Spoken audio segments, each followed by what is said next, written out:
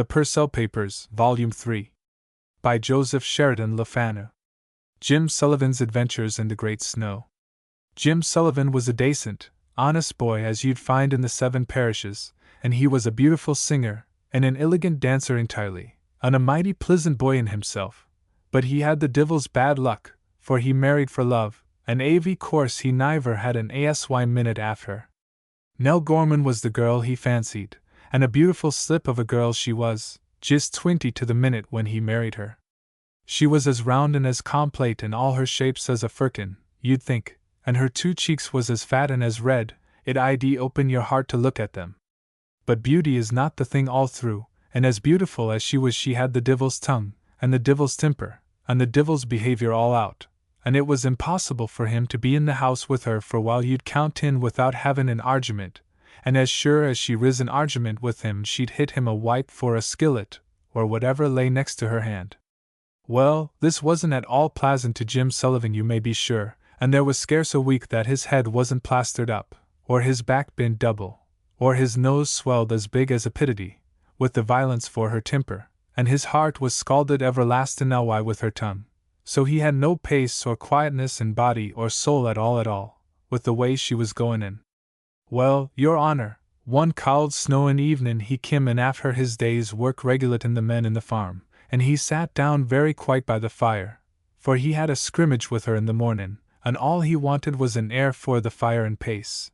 So divil a word he said but drew a stool and sat down close to the fire. Well, as soon as the woman saw him, "Move aft," says she, "and don't be inthrudin' in the fire," says she. Well, he kept never mind in, and didn't let in to hear a word she was sayin', so she kim over and she had a spoon in her hand, and she took just the smallest taste in life for the boilin' wather out for the pot, and she dropped it down in his shins, and with that he let a roar you'd think the roof I'd fly aft for the house. "Hood your tongue, you barbarian," says she, "you'll waken the child," says she. "And if I done right," says he, "for the spoonful of boilin' wather is him entirely, I'd take yourself," says he, "and I'd stuff you into the pot and the fire, and boil you," says he, "into castor oil," says he. "That's pretty behavior," says she, "it's fine usage you're givin' me, isn't it?" says she, "gettin' wickeder every minute. But before I'm boiled," says she, "teach our why how you like that," says she, and, sure enough, before he had time to put up his guard, she hot him a raw terrible clink for the iron spoon across the jaw. "Hood me, some for ye, or I'll murder her," says he. "Will you?" says she, and with that she hot him another 10 times as good as the first. "By Jabers," says he, slappin' himself behind, "that's the last salute you'll ever give me," says he. "So take my last blessin'," says he, "you ungovernable baste," says he, and with that he pulled in his hat and walked out for the door. Well, she never minded a word he said, for he used to say the same thing all as one every time she drew blood, and she had no expectation at all but he'd come back by the time supper I'd be ready. But fakes the story didn't go quite so simple this time, for while he was walkin', lonesome enough, down the Borheen, with his heart almost broke with the pain, for his shins and his jaw was mighty troublesome, av course. With the thraitman he got, who did he see but Mick Hanlon, his uncle's sarvant. By riding down, quite an asy, and the old black horse, with a halter as long as himself. "Is that Mr. Sullivan?" says the by. Says he, as soon as he saw him a good bit aff. "To be sure it is, ye spalpeen, you," says Jim, roaring out, "what do you want with me this time, eh?" says he. "Don't you know me?" says the gossin. "It's Mick Hamlin that's in it," says he. "Oh, blurrin' agers, thin, it's welcome you are, Mickey Asthore," says Jim. "How is all with the man and the woman bayant?" says he. "Oh," says Mickey, "bad enough," says he. "The old man's just aff, and if you don't hurry like shots," says he, "he'll be in glory before you get there," says he. "It's jokin' ye are," says Jim, sorrowful enough, for he was mighty partial to his uncle entirely. "Oh, not in the smallest taste," says Mickey. "The breath was just out for him," says he, "when I left the farm. And," says he, "take the old black horse," says he, "for he's sure-footed for the road," says he, "and bring Jim Sullivan here," says he, "for I think I'd die if I could see him onst," says he. "Well," says Jim, "will I have time," says he, "to go back to the house, for it would be a consolation," says he, "to tell the bad news to the woman, says he. It's too late you are already, says Mickey, so come up behind me, for God's sake, says he, and don't waste time. And with that he brought the horse up beside the ditch, and Jim Sullivan mounted up behind Mickey, and they rode off, and 10 good miles it was for a road, and at the other side for keeper entirely, and it was snowing so fast that the old baste could hardly go in at all. And the 2 bison his back was just like a snowball all as one, and almost frozen smothered at the same time, your honor, and they wore both mighty sorrowful entirely, and their toes almost droppin' aft with the could. And when Jim got to the farm his uncle was gettin' in elegantly, and he was sittin' up strong and warm in the bed, and improvin' every minute, and no signs av dyin' in him at all, so he had all his trouble for nothin'. But this wasn't all, for the snow came so thick that it was impassable to get along the roads at all, and fakes, instead for gettin' better, next mornin' it was only 10 times worse, so Jim had just to take it asy, and stay wid his uncle until such times as the snow id melt. Well, your honor, the evening Jim Sullivan went away, when the dark was closin' in, Nell Gorman, his wife, begin to get mighty honesty in herself when she didn't see him comin' back at all, and she was gettin' more and more frightful in herself every minute till the dark came in, and divil a taste for her husband was coming at all. Oh, says she, there's no use in pretendin', I know he's kilt himself. He has committed infanticide in himself, says she, like a dissipated bliggard as he always was, says she, God rest his soul. Oh, thin, isn't it me and not you, Jim Sullivan, that's the unfortunate woman, says she, for ain't I cryin' here, and isn't he in heaven, the bliggard, says she. Oh, vo, it's not at home comfortable with your wife and family that you are, Jim Sullivan, says she, but in the other world, you Omathon, in glory with the saints I hope, says she. It's I that's the unfortunate family, says she, and not yourself, Jim Sullivan, says she. And this way she kep' until mornin', cryin' and lamentin', and with the first light she called up all the sarvant bice, and she tood them to go out and to sarch every inch foreground to find the corpse, for I'm sure, says she, it's not to go hide himself he would, says she. Well, they went as well as they could, rummagin' through the snow, until, at last, what should they come to, sure enough, but the corpse of a poor thraveling man, that fell over the quarry the night before by Rosson of the snow and some liquor he had, maybe. But, at any rate, he was as dead as a heron, and his face was knocked all to pieces just like an overboiled patati, glory be to God, and divil a taste for a nose or a chin, or a hill or a hollow from one end av his face to the other, but was all as flat as a pancake. And he was about Jim Sullivan's size, and dressed out exactly the same, wid a riding coat and new quarters. So they carried him home, and they were all as sure as daylight it was Jim Sullivan himself, and they were wondering he'd do sich a dirty turn as to go kill himself for spite. Well, your honor, they waked him as well as they could, with what neighbors they could get together, but by Rosson for the snow, there wasn't enough gathered to make much diversion.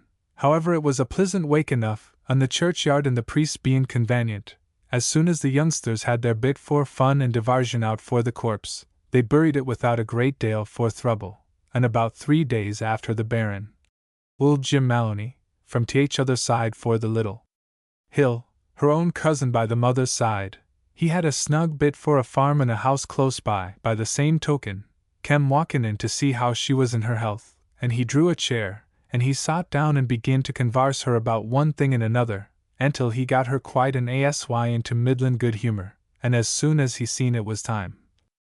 I'm wonderin', says he, Nell Gorman, sich a handsome, likely girl, I'd be thinkin' for nothin' but lamentin' and the likes, says he, and lingerin' away her days without any consolation, or gettin' a husband, says he. Oh, says she, isn't it only 3 days since I buried the poor man, says she, and isn't it rather soon to be talkin' for marryin' agin? Divil a taste, says he, 3 days is just the time to a minute for cryin' after a husband, and there's no occasion in life to be keepin' it up, says he, and besides all that, says he, Shrovetide is almost over, and if you don't be stirrin' yourself and lookin' about you, you'll be late, says he, for this year at any rate, and that's 12 months lost, and who's to look after the farm all that time, says he, and to keep the men to their work? Says he.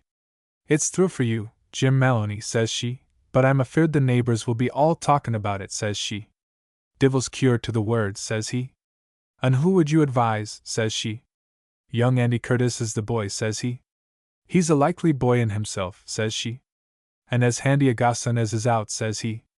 Well, thin, Jim Maloney, says she, here's my hand, and you may be talkin' to Andy Curtis, and if he's willin' I'm agreeable. Is that enough? Says she. So with that he made off with himself straight to Andy Curtis, and before 3 days more was past, the wedding came in, and Nell Gorman and Andy Curtis was married as complete as possible, and if the wake was pleasant the wedding was 10 times as agreeable, and all the neighbors that could make their way to it was there, and there was 3 fiddlers and lots 4 pipers, and old Connor Seamus, the piper himself was in it. By the same token it was the last wedding he ever played music at, for the next morning, when he was going home, being mighty hearty and pleasant in himself, he was smothered in the snow, under the old castle, and by my sowl he was a sore loss to the bison girls 20 miles round, for he was the elegantest piper, bearing the liquor alone, that ever worked a bellas. Well, a week passed over smart enough, and Nell and her new husband was mighty well contented with one another, for it was too soon for her to begin to regulate him the way she used with poor Jim Sullivan, so they wore comfortable enough. But this was too good to last, for the thaw came in. And you may be sure Jim Sullivan didn't lose a minute's time as soon as the heavy drift forest snow was melted enough between him and home to let him pass, for he didn't hear a word for news from home since he lifted by Ross on that no one, good nor bad, could travel at all, with the way the snow was drifted. So one night, when Nell Gorman and her new husband, Andy Curtis, was snug and warm in bed, and fast asleep, and everything quiet, who should come to the door, sure enough, but Jim Sullivan himself, and he began flaking the door with a big blackthorn stick he had, and roaring out like the divil to open the door, for he had a drop taken. What the divil's the matter? Says Andy Curtis, wakening out for his sleep. Who's battin' the door? Says Nell. What's all the noise for? Says she. Who's in it? Says Andy. It's me, says Jim. Who are you? Says Andy. What's your name? Jim Sullivan, says he. By Jabers, you lie, says Andy. Wait till I get at you, says Jim, hitting the door a lick for the waddle you'd hear half a mile off. It's him, sure enough, says Nell. I know his speech. It's his wanderin' soul that can't get rest, the crass o' Christ between us and harm. Let me in, says Jim, or I'll drive the door in a top 4 ease. Jim Sullivan, says Nell, sittin' up in the bed, and gropin' for a quart bottle for holy wather she used to hang by the back for the bed. Don't come in, darlin', there's holy wather here, says she. But tell me from where you are, is there anything that's troublin' your poor sinful soul, says she. And tell me how many masses'll make you asy, and by this crass, I'll buy you as many as you want, says she. I don't know what the divil you mane, says Jim. Go back, says she, go back to glory, for God's sake, says she. Divil's cure to the bit for me'll go back to glory, or anywhere else, says he, this blessed night. So open the door at onst and let me in, says he. The Lord forbid, says she. By Jabers, you'd better, says he, or it'll be the worse for you, says he. And with that he fell to wallopin' the door till he was fairly tired, and Andy and his wife crassin' themselves and sayin' their prayers for the bare life all the time. Jim Sullivan, says she, as soon as he was done, go back, for God's sake, and don't be freakin' me and your poor fatherless children, says she. Why, you bustin', you, says Jim, won't you let your husband in, says he, to his own house, says he. You were my husband, sure enough, says she, but it's well you know, Jim Sullivan, you're not my husband now, says she. You're as drunk as can be consaved, says Jim. Go back, in God's name, peaceably to your grave, says Nell. By my soul, it's to my grave you'll send me, sure enough, says he, you hard-hearted bane, for I'm just aff with the cold, says he. Jim Sullivan, says she, it's in your dacent coffin you should be, you unfortunate spirit, says she. What is it's annoyin' your soul, in the wide world, at all, says she. Hadn't you everything complete, says she, the oil, and the wake, and the baron, says she. Och, by the hokey, says Jim, it's too long I'm makin' a fool for myself, gosterin' wid you outside for my own door, says he, for it's plain to be seen, says he, you don't know what you're sayin', and no one else knows what you mane, you unfortunate fool, says he. So, once for all, open the door quietly, says he, or, by my sokins, I'll not lave a splinter together, says he.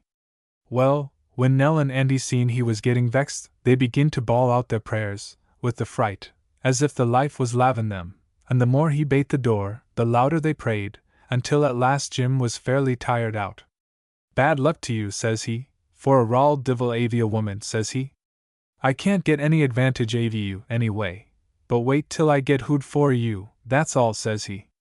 And he turned aft from the door, and went round to the cowhouse, and settled himself as well as he could, in the straw, and he was tired enough with the thravellin' he had in the daytime, and a good dale bothered with what liquor he had taken, so he was pretty sure of sleepin' wherever he thrun himself.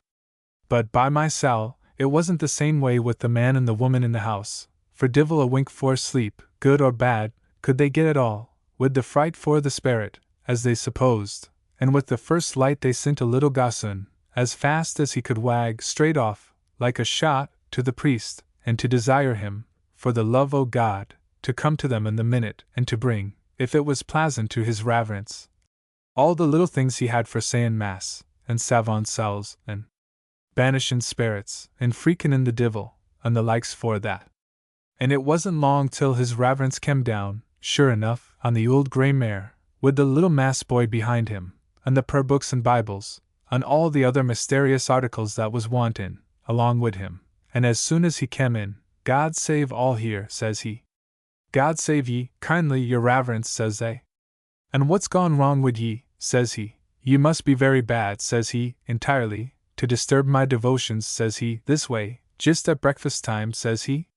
By my sokins, says Nell, it's bad enough we are, your reverence, says she, for it's poor Jim's sperrit, says she, God rest his soul, wherever it is, says she, that was wanderin' up and down, opposite the door all night, says she, in the way it was no use at all, thryin' to get a wink for sleep, says she. It's to lay it, you want me, I suppose, says the priest.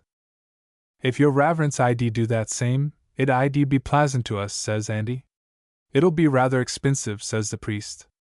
We'll not differ about the price, your reverence, says Andy. Did the sperrit stop long, says the priest. Most part for the night, says Nell, the Lord be merciful to us all, says she. That'll make it more costly than I thought, says he. And did it make much noise, says he. By my sal, it's it that did, says Andy. Leatherin' the door with sticks and stones, says he, until I fairly thought every minute, says he, the old board's ID smash, and the sperrit ID bein' in top for us, God bless us, says he. Phew, says the priest, it'll cost a power for money. Well, your reverence, says Andy, take whatever you like, says he, only make sure it won't annoy us any more, says he. Oh, by my sokins, says the priest, it'll be the quarest ghost in the 7 parishes, says he, if it has the courage to come back, says he, after what I'll do this mornin', plaise God, says he, so we'll say £12, and God knows it's chape enough, says he, considerin' all the sarcumstances, says he. Well, there wasn't a second word to the bargain, so they paid him the money down, and he sot the table down like an altar, before the door, and he settled it out vid all the things he had wid him, and he lit a bit for a holy candle, and he scathed his holy wather right and left, and he took up a big book, and he went and readin' for half an hour, good, and when he kem to the end, he tuck hood for his little bell.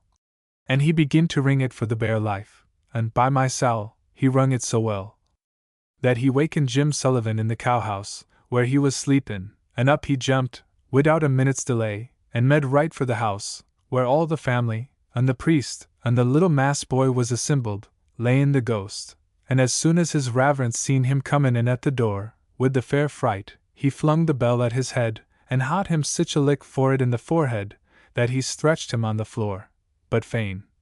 He didn't wait to ax any questions, but he cut round the table as if the divil was after him, and out at the door, and didn't stop even as much as to mount in his mare, but leathered away down the Borheen as fast as his legs could carry him, though the mud was up to his knees, savon your presence. Well, by the time Jim came to himself, the family perceived the mistake, and Andy went home, lavin' Nell to make the explanation. And as soon as Jim heard it all, he said he was quite content to lave her to Andy entirely. But the priest would not hear for it, and he just made him marry his wife over again, and a merry weddin' it was, and a fine collection for his reverence. And Andy was there along with the rest, and the priest put a small penance upon him, for being in too great a hurry to marry a widdy. And bad luck to the word he'd allow anyone to say in the business, ever after, at all. So, av course, no one offended his reverence, by spaking for the £12 he got for laying the sperrit. And the neighbours wore almighty well plast, to be sure, for getting all the diversion of a wake, and 2 weddings for nothing. A chapter in the history of a Tyrone family. Introduction. In the following narrative, I have endeavored to give as nearly as possible the ipsissima verba of the valued friend from whom I received it, conscious that any aberration from her mode of telling the tale of her own life would at once impair its accuracy and its effect. Would that, with her words, I could also bring before you her animated gesture, her expressive countenance, the solemn and thrilling air and accent with which she related the dark passages in her strange story, and above all, that I could communicate the impressive consciousness that the narrator had seen with her own eyes, and personally acted in the scenes which she described, these accompaniments, taken with the additional circumstance that she who told the tale was one far too deeply and sadly impressed with religious principle to misrepresent or fabricate what she repeated as fact, gave to the tale a depth of interest which the events recorded could hardly, themselves, have produced. I became acquainted with the lady from whose lips I heard this narrative nearly 20 years since, and the story struck my fancy so much that I committed it to paper while it was still fresh in my mind, and should its perusal afford you entertainment for a listless half-hour, my labor shall not have been bestowed in vain. I find that I have taken the story down as she told it, in the first person, and perhaps this is as it should be. She began as follows. My maiden name was Richardson, 1, the designation of a family of some distinction in the county of Tyrone. I was the younger of 2 daughters, and we were the only children. There was a difference in our ages of nearly 6 years, so that I did not, in my childhood, enjoy that close companionship which sisterhood, in other circumstances, necessarily involves, and while I was still a child, my sister was married. The person upon whom she bestowed her hand was a Mr. Carew, a gentleman of property and consideration in the north of England. I remember well the eventful day of the wedding, the thronging carriages, the noisy menials, the loud laughter, the merry faces, and the gay dresses. Such sights were then new to me, and harmonized ill with the sorrowful feelings with which I regarded the event which was to separate me, as it turned out, forever from a sister whose tenderness alone had hitherto more than supplied all that I wanted in my mother's affection.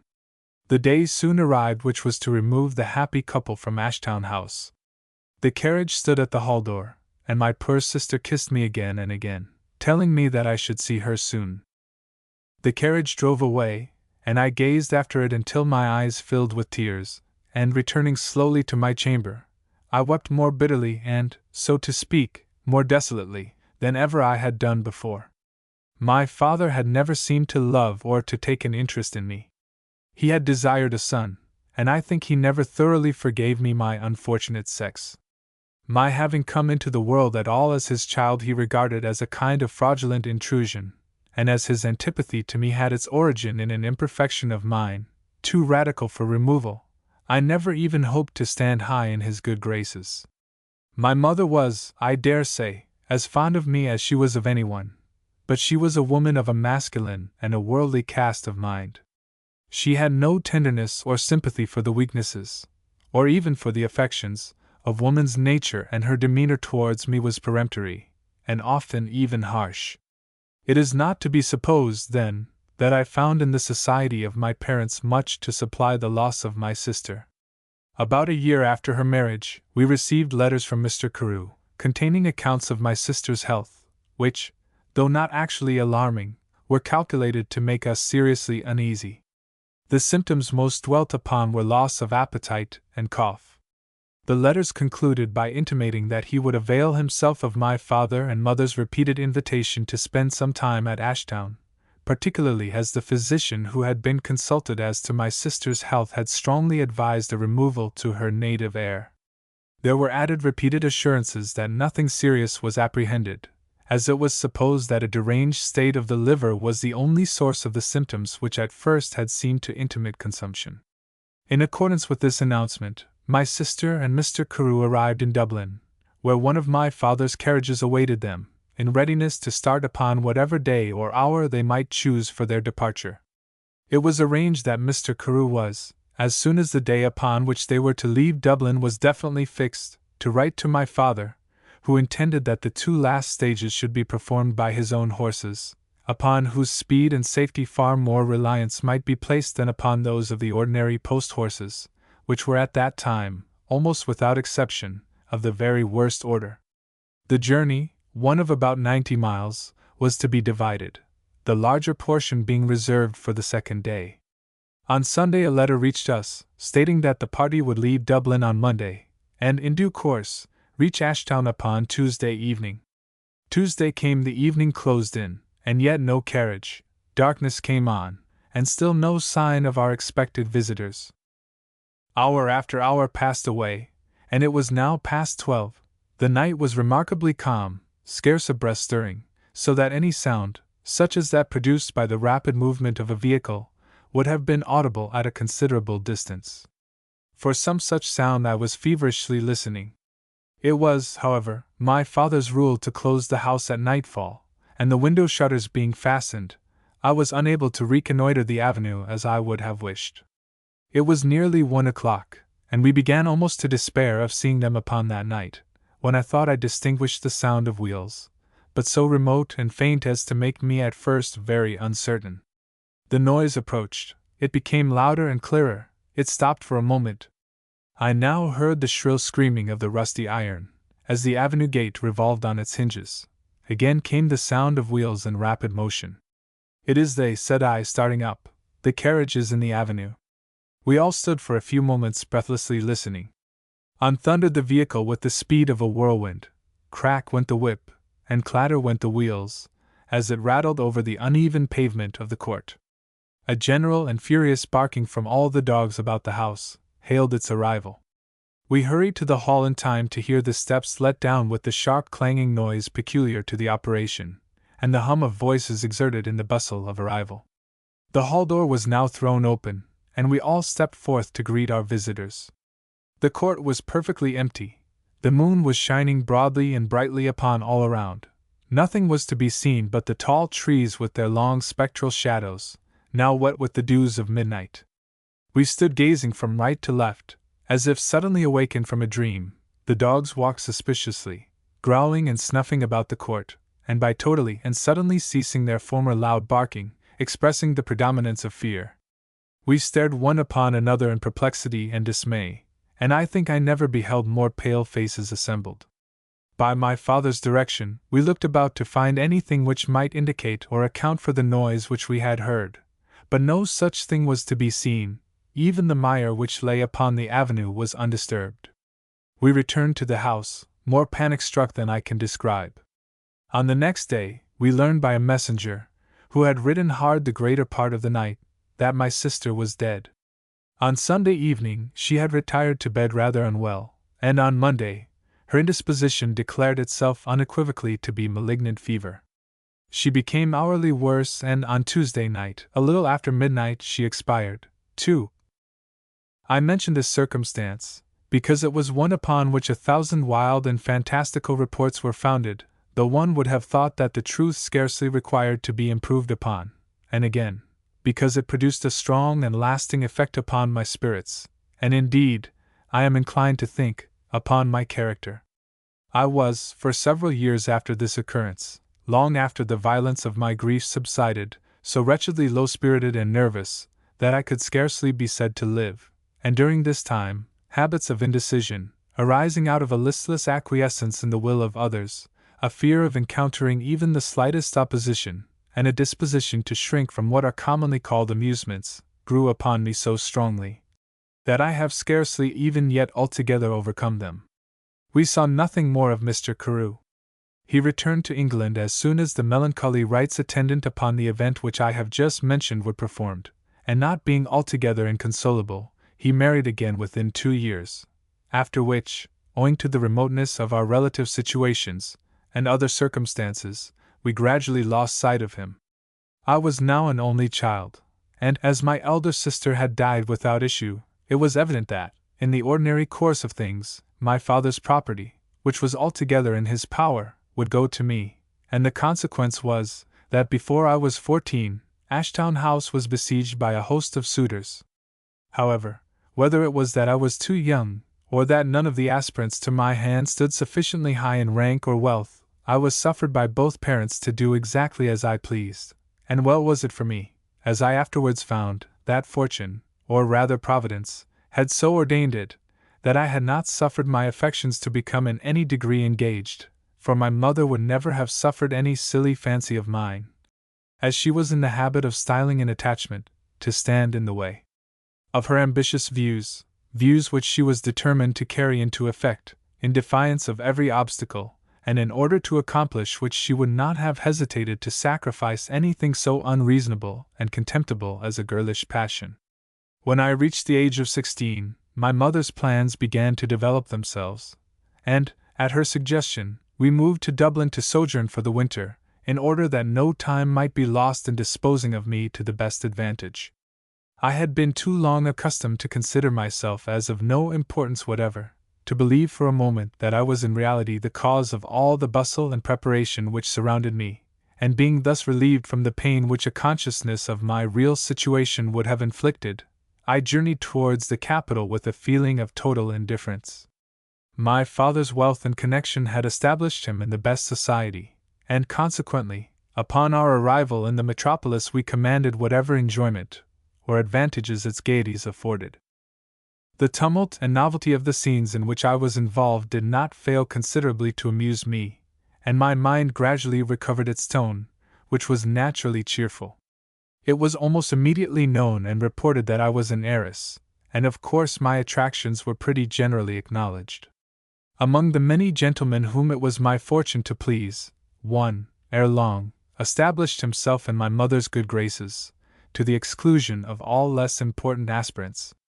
However, I had not understood or even remarked his attentions, nor in the slightest degree suspected his or my mother's plans respecting me, when I was made aware of them rather abruptly by my mother herself. We had attended a splendid ball, given by Lord M., at his residence in Stephen's Green, and I was, with the assistance of my waiting-maid, employed in rapidly divesting myself of the rich ornaments which, in profuseness and value, could scarcely have found their equals in any private family in Ireland. I had thrown myself into a lounging chair beside the fire, listless and exhausted, after the fatigues of the evening, when I was aroused from the reverie into which I had fallen by the sound of footsteps approaching my chamber, and my mother entered. "Fanny, my dear," said she, in her softest tone, "I wish to say a word or two with you before I go to rest. You are not fatigued, love, I hope?" "No, no, madam, I thank you," said I, rising at the same time from my seat, with the formal respect so little practiced now. "Sit down, my dear," said she, placing herself upon a chair beside me. "I must chat with you for a quarter of an hour or so. Saunders," to the maid, "you may leave the room. Do not close the room door, but shut that of the lobby." This precaution against curious ears having been taken as directed, my mother proceeded. "You have observed, I should suppose, my dearest Fanny, indeed you must have observed Lord Glenfallen's marked attentions to you?" "I assure you, madam," I began. "Well, well, that is all right," interrupted my mother. "Of course you must be modest upon the matter. But listen to me for a few moments, my love, and I will prove to your satisfaction that your modesty is quite unnecessary in this case. You have done better than we could have hoped, at least so very soon. Lord Glenfallen is in love with you. I give you joy of your conquest," and saying this, my mother kissed my forehead. "In love with me!" I exclaimed, in unfeigned astonishment. "Yes, in love with you," repeated my mother, devotedly, distractedly in love with you. "Why, my dear, what is there wonderful in it? Look in the glass, and look at these," she continued, pointing with a smile to the jewels which I had just removed from my person, and which now lay a glittering heap upon the table. "May there not?" said I, hesitating between confusion and real alarm. "Is it not possible that some mistake may be at the bottom of all this?" "Mistake, dearest?" "None," said my mother. "None, none in the world. Judge for yourself.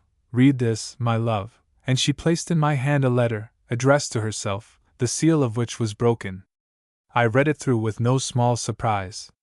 After some very fine complimentary flourishes upon my beauty and perfections, as also upon the antiquity and high reputation of our family, it went on to make a formal proposal of marriage, to be communicated or not to me at present, as my mother should deem expedient, and the letter wound up by a request that the writer might be permitted, upon our return to Ashtown House, which was soon to take place, as the spring was now tolerably advanced, to visit us for a few days, in case his suit was approved. Well, well, my dear, said my mother, impatiently, do you know who Lord Glenfallen is?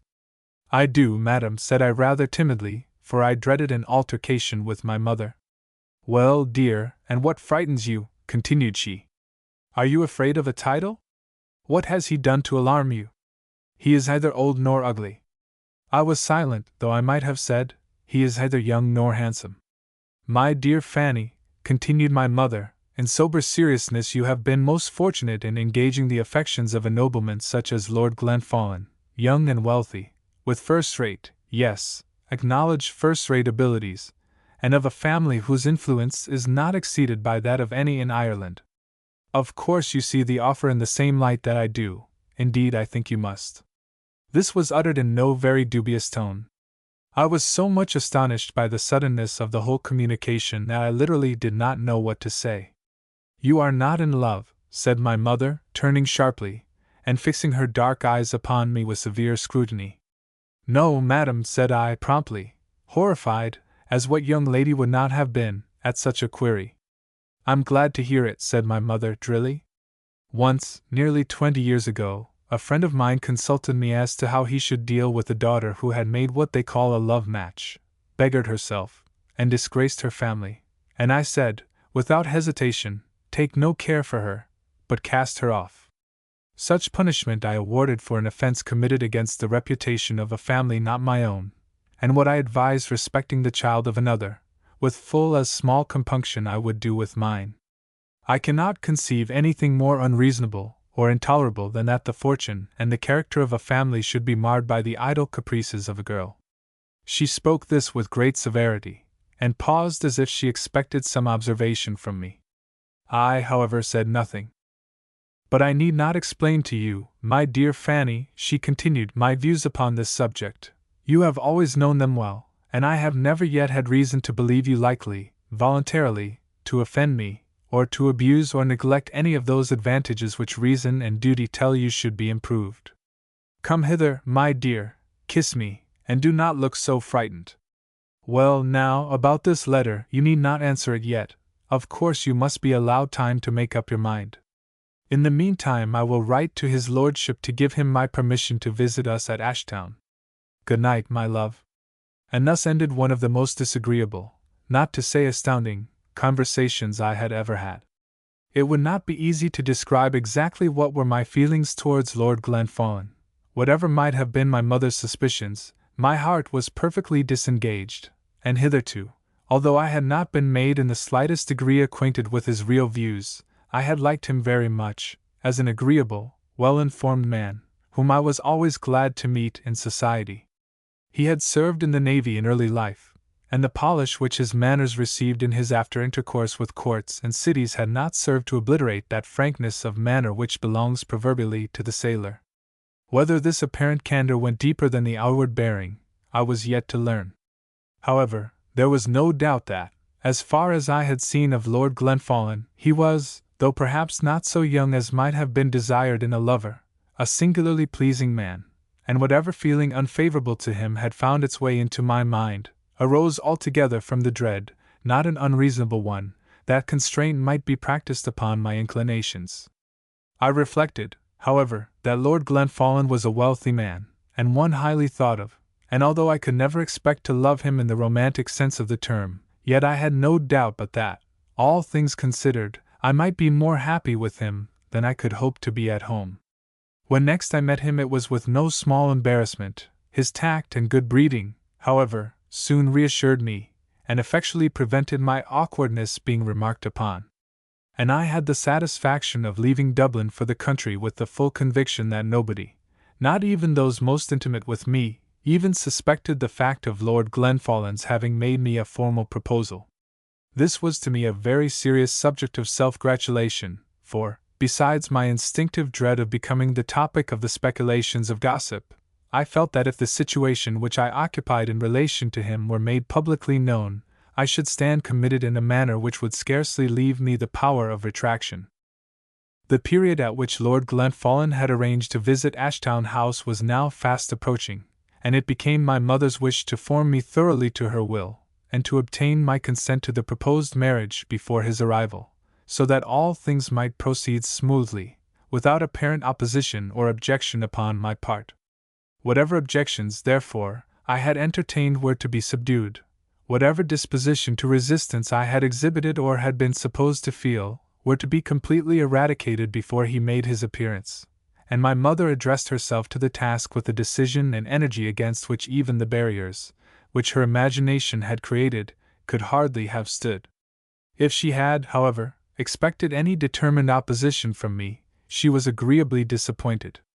My heart was perfectly free, and all my feelings of liking and preference were in favor of Lord Glenfallen, and I well knew that in case I refused to dispose of myself as I was desired, my mother had alike the power and the will to render my existence as utterly miserable as even the most ill-assorted marriage could possibly have done. You will remember, my good friend, that I was very young and very completely under the control of my parents, both of whom, my mother particularly, were unscrupulously determined in matters of this kind, and willing, when voluntary obedience on the part of those within their power was withheld, to compel a forced acquiescence by an unsparing use of all the engines of the most stern and rigorous domestic discipline. All these combined, not unnaturally, induced me to resolve upon yielding at once, and without useless opposition, to what appeared almost to be my fate. The appointed time was come, and my now accepted suitor arrived. He was in high spirits, and if possible, more entertaining than ever. I was not, however, quite in the mood to enjoy his sprightliness, but whatever I wanted in gaiety was amply made up in the triumphant and gracious good humor of my mother, whose smiles of benevolence and exultation were showered around as bountifully as the summer sunshine. I will not weary you with unnecessary prolixity. Let it suffice to say that I was married to Lord Glenfallen with all the attendant pomp and circumstance of wealth, rank, and grandeur. According to the usage of the times, now humanely reformed, the ceremony was made, until long past midnight, the season of wild, uproarious, and promiscuous feasting and revelry. Of all this I have a painfully vivid recollection, and particularly of the little annoyances inflicted upon me by the dull and coarse jokes of the wits and wags who abound in all such places, and upon all such occasions. I was not sorry when, after a few days, Lord Glenfallen's carriage appeared at the door to convey us both from Ashtown, for any change would have been a relief from the irksomeness of ceremonial and formality which the visits received in honor of my newly acquired titles hourly entailed upon me. It was arranged that we were to proceed to Cahergilla, one of the Glenfallen estates, lying, however, in a southern county, so that, owing to the difficulty of the roads at the time, a tedious journey of 3 days intervened. I set forth with my noble companion, followed by the regrets of some, and by the envy of many, though God knows I little deserved the latter. The 3 days of travel were now almost spent, when, passing the brow of a wild heathy hill, the domain of Cahergilla opened suddenly upon our view. It formed a striking and a beautiful scene. A lake of considerable extent stretching away towards the west, and reflecting from its broad, smooth waters, the rich glow of the setting sun, was overhung by steep hills, covered by a rich mantle of velvet sward, broken here and there by the grey front of some old rock, and exhibiting on their shelving sides, their slopes and hollows, every variety of light and shade. A thick wood of dwarf oak, birch, and hazel skirted these hills, and clothed the shores of the lake, running out in rich luxuriance upon every promontory, and spreading upward considerably upon the side of the hills. There lies the enchanted castle, said Lord Glenfallen, pointing towards a considerable level space intervening between 2 of the picturesque hills, which rose dimly around the lake. This little plain was chiefly occupied by the same low, wildwood which covered the other parts of the domain, but towards the center a mass of taller and statelier forest trees stood darkly grouped together, and among them stood an ancient square tower, with many buildings of a humbler character, forming together the manor house, or, as it was more usually called, the court of Cahergilla.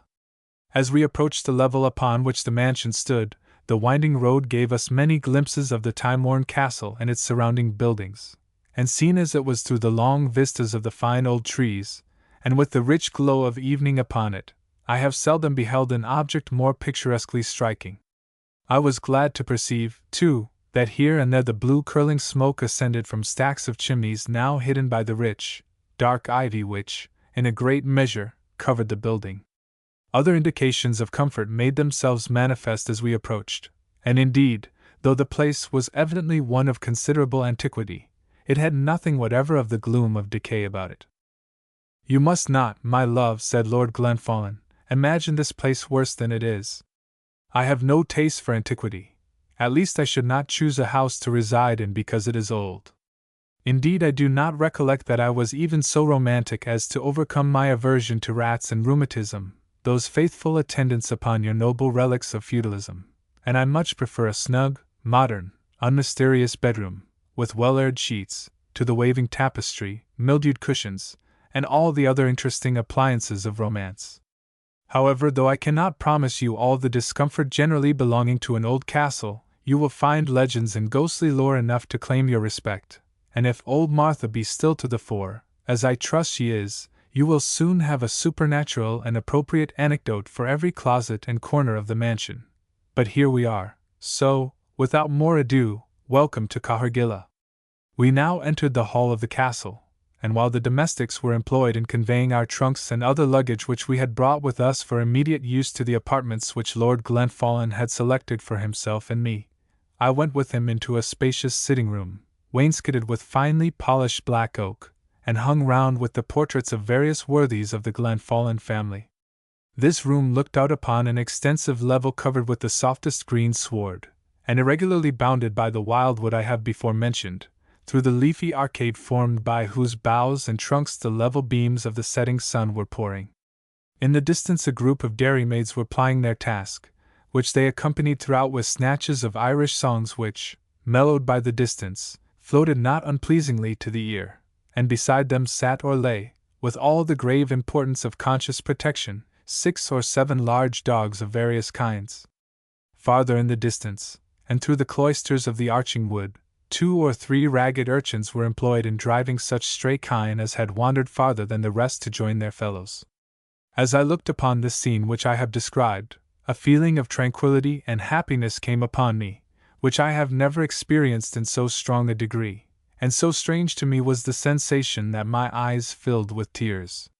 Lord Glenfallen mistook the cause of my emotion, and taking me kindly and tenderly by the hand, he said, "Do not suppose, my love, that it is my intention to settle here.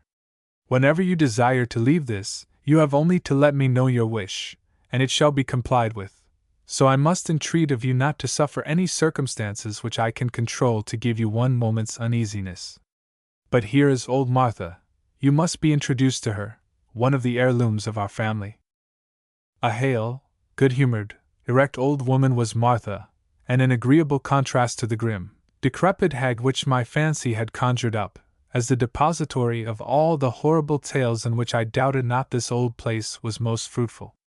She welcomed me and her master with a profusion of gratulations, alternately kissing our hands and apologizing for the liberty, until at length Lord Glenfallen put an end to this somewhat fatiguing ceremonial by requesting her to conduct me to my chamber if it were prepared for my reception. I followed Martha up an old-fashioned oak staircase into a long, dim passage, at the end of which lay the door which communicated with the apartments which had been selected for our use. Here the old woman stopped, and respectfully requested me to proceed. I accordingly opened the door, and was about to enter, when something like a mass of black tapestry, as it appeared, disturbed by my sudden approach, fell from above the door, so as completely to screen the aperture. The startling unexpectedness of the occurrence, and the rustling noise which the drapery made in its descent, caused me involuntarily to step 2 or 3 paces backwards. I turned, smiling and half ashamed, to the old servant, and said, "You see what a coward I am." The woman looked puzzled, and without saying any more, I was about to draw aside the curtain and enter the room, when, upon turning to do so, I was surprised to find that nothing whatever interposed to obstruct the passage. I went into the room, followed by the servant woman, and was amazed to find that it, like the one below, was wainscoted, and that nothing like drapery was to be found near the door. "Where is it?" said I. "What has become of it?" "What does your ladyship wish to know?" said the old woman. "Where is the black curtain that fell across the door, when I attempted first to come to my chamber?" answered I. "The cross of Christ about us," said the old woman, turning suddenly pale. "What is the matter, my good friend?" said I. "You seem frightened." "Oh, no, no, your ladyship," said the old woman, endeavoring to conceal her agitation, but in vain, for tottering towards a chair, she sank into it, looking so deadly pale and horror-struck that I thought every moment she would faint. "Merciful God, keep us from harm and danger," muttered she at length. "What can have terrified you so?" said I, beginning to fear that she had seen something more than had met my eye. "You appear ill, my poor woman." "Nothing, nothing, my lady," said she, rising. "I beg your ladyship's pardon for making so bold. May the great God defend us from misfortune." "Martha," said I, "something has frightened you very much, and I insist on knowing what it is. Your keeping me in the dark upon the subject will make me much more uneasy than anything you could tell me. I desire you, therefore, to let me know what agitates you. I command you to tell me." "Your ladyship said you saw a black curtain falling across the door when you were coming into the room," said the old woman. "I did," said I, "but though the whole thing appears somewhat strange, I cannot see anything in the matter to agitate you so excessively." "It's for no good you saw that, my lady," said the crone. "Something terrible is coming. It's a sign, my lady, a sign that never fails." "Explain what you mean, my good woman," said I, in spite of myself, catching more than I could account for of her superstitious terror. "Whenever something bad is going to happen to the Glenfallen family, someone that belongs to them sees a black handkerchief or curtain just waved or falling before their faces. I saw it myself," continued she, lowering her voice, "when I was only a little girl, and I'll never forget it. I often heard of it before, though I never saw it till then, nor since, praise be God.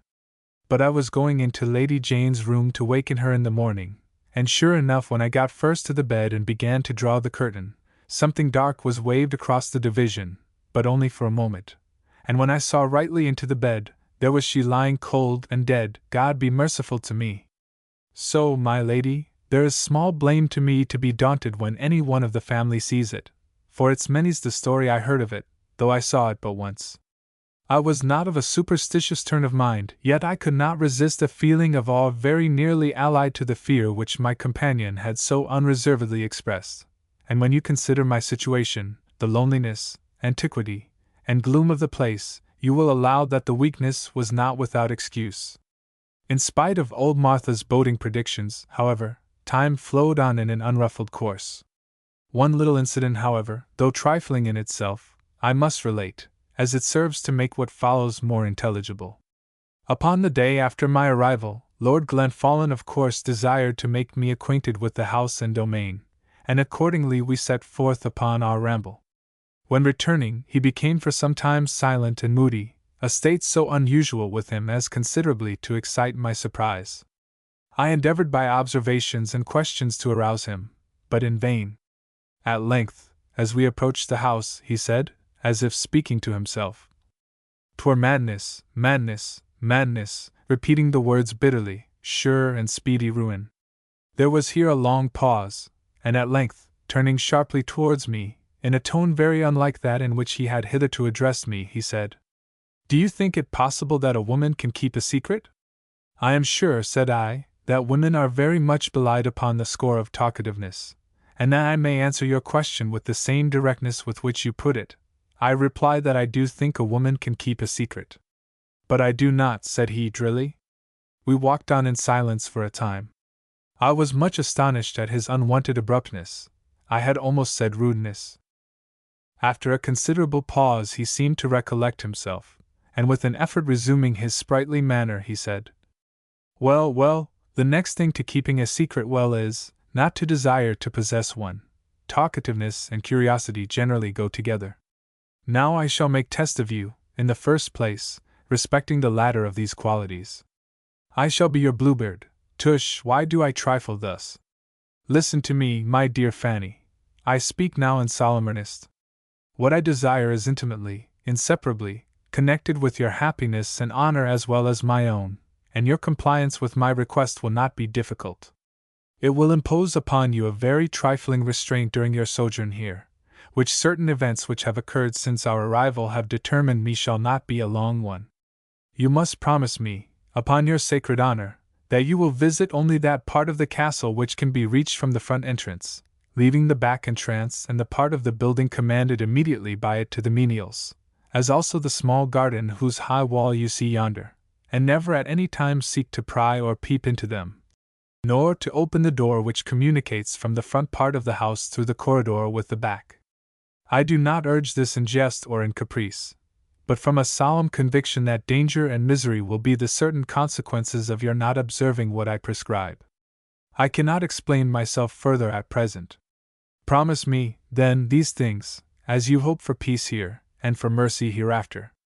I did make the promise as desired, and he appeared relieved. His manner recovered all its gaiety and elasticity, but the recollection of the strange scene which I have just described dwelt painfully upon my mind.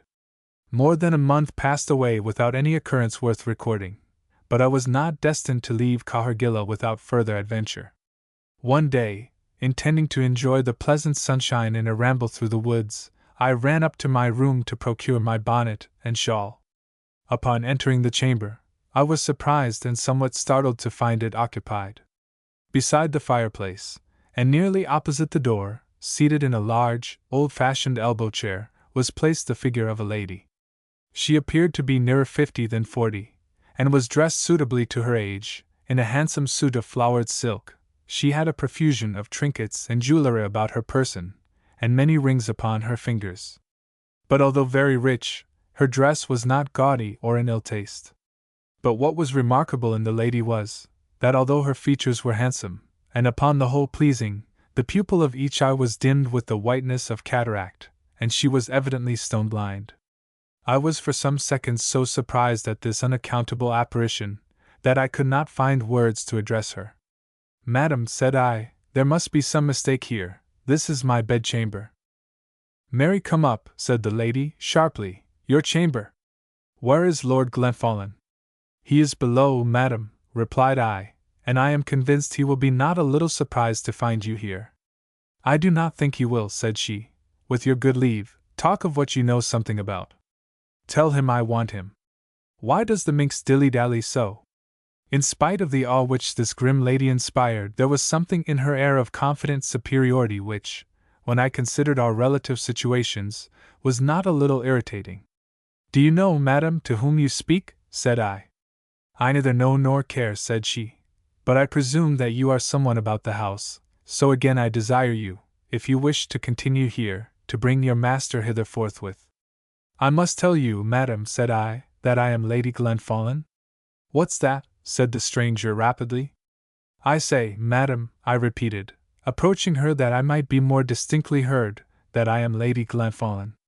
"It's a lie, you trull!" cried she, in an accent which made me start, and at the same time, springing forward, she seized me in her grasp, and shook me violently, repeating, "It's a lie, it's a lie," with a rapidity and vehemence which swelled every vein of her face. The violence of her action, and the fury which convulsed her face, effectually terrified me, and disengaging myself from her grasp, I screamed as loud as I could for help. The blind woman continued to pour out a torrent of abuse upon me, foaming at the mouth with rage, and impotently shaking her clenched fists towards me. I heard Lord Glenfallen's step upon the stairs, and I instantly ran out. As I passed him I perceived that he was deadly pale, and just caught the words, "I hope that demon has not hurt you." I made some answer, I forget what, and he entered the chamber, the door of which he locked upon the inside. What passed within I know not, but I heard the voices of the two speakers raised in loud and angry altercation. I thought I heard the shrill accents of the woman repeat the words, "Let her look to herself," but I could not be quite sure. This short sentence, however, was, to my alarmed imagination, pregnant with fearful meaning. The storm at length subsided, though not until after a conference of more than 2 long hours. Lord Glenfallen then returned, pale and agitated. "That unfortunate woman," said he, "is out of her mind. I dare say she treated you to some of her ravings, but you need not dread any further interruption from her. I have brought her so far to reason." "She did not hurt you, I trust?" "No, no," said I, "but she terrified me beyond measure." "Well," said he, "she is likely to behave better for the future, and I dare swear that neither you nor she would desire, after what has passed, to meet again. This occurrence, so startling and unpleasant, so involved in mystery, and giving rise to so many painful surmises, afforded me no very agreeable food for rumination. All attempts on my part to arrive at the truth were baffled. Lord Glenfallen evaded all my inquiries, and at length peremptorily forbid any further allusion to the matter. I was thus obliged to rest satisfied with what I had actually seen, and to trust to time to resolve the perplexities in which the whole transaction had involved me. Lord Glenfallen's temper and spirits gradually underwent a complete and most painful change. He became silent and abstracted, his manner to me was abrupt and often harsh, some grievous anxiety seemed ever present to his mind, and under its influence his spirits sunk and his temper became soured. I soon perceived that his gaiety was rather that which the stir and excitement of society produce, than the result of a healthy habit of mind. Every day confirmed me in the opinion that the considerate good nature which I had so much admired in him was little more than a mere manner, and to my infinite grief and surprise, the gay, kind, open-hearted nobleman who had for months followed and flattered me was rapidly assuming the form of a gloomy, morose, and singularly selfish man. This was a bitter discovery, and I strove to conceal it from myself as long as I could, but the truth was not to be denied, and I was forced to believe that Lord Glenfallen no longer loved me, and that he was at little pains to conceal the alteration in his sentiments. One morning after breakfast, Lord Glenfallen had been for some time walking silently up and down the room, buried in his moody reflections, when pausing suddenly, and turning towards me, he exclaimed, "I have it! I have it! We must go abroad, and stay there too, and if that does not answer, why, we must try some more effectual expedient. Lady Glenfallen, I have become involved in heavy embarrassments. A wife, you know, must share the fortunes of her husband, for better for worse, but I will waive my right if you prefer remaining here at Cahergilla. For I would not have you seen elsewhere without the state to which your rank entitles you. Besides, it would break your poor mother's heart," he added, with sneering gravity. "So make up your mind, Cahergilla or France. I will start if possible in a week, so determine between this and then." He left the room, and in a few moments I saw him ride past the window, followed by a mounted servant. He had directed a domestic to inform me that he should not be back until the next day. I was in very great doubt as to what course of conduct I should pursue, as to accompanying him in the continental tour so suddenly determined upon.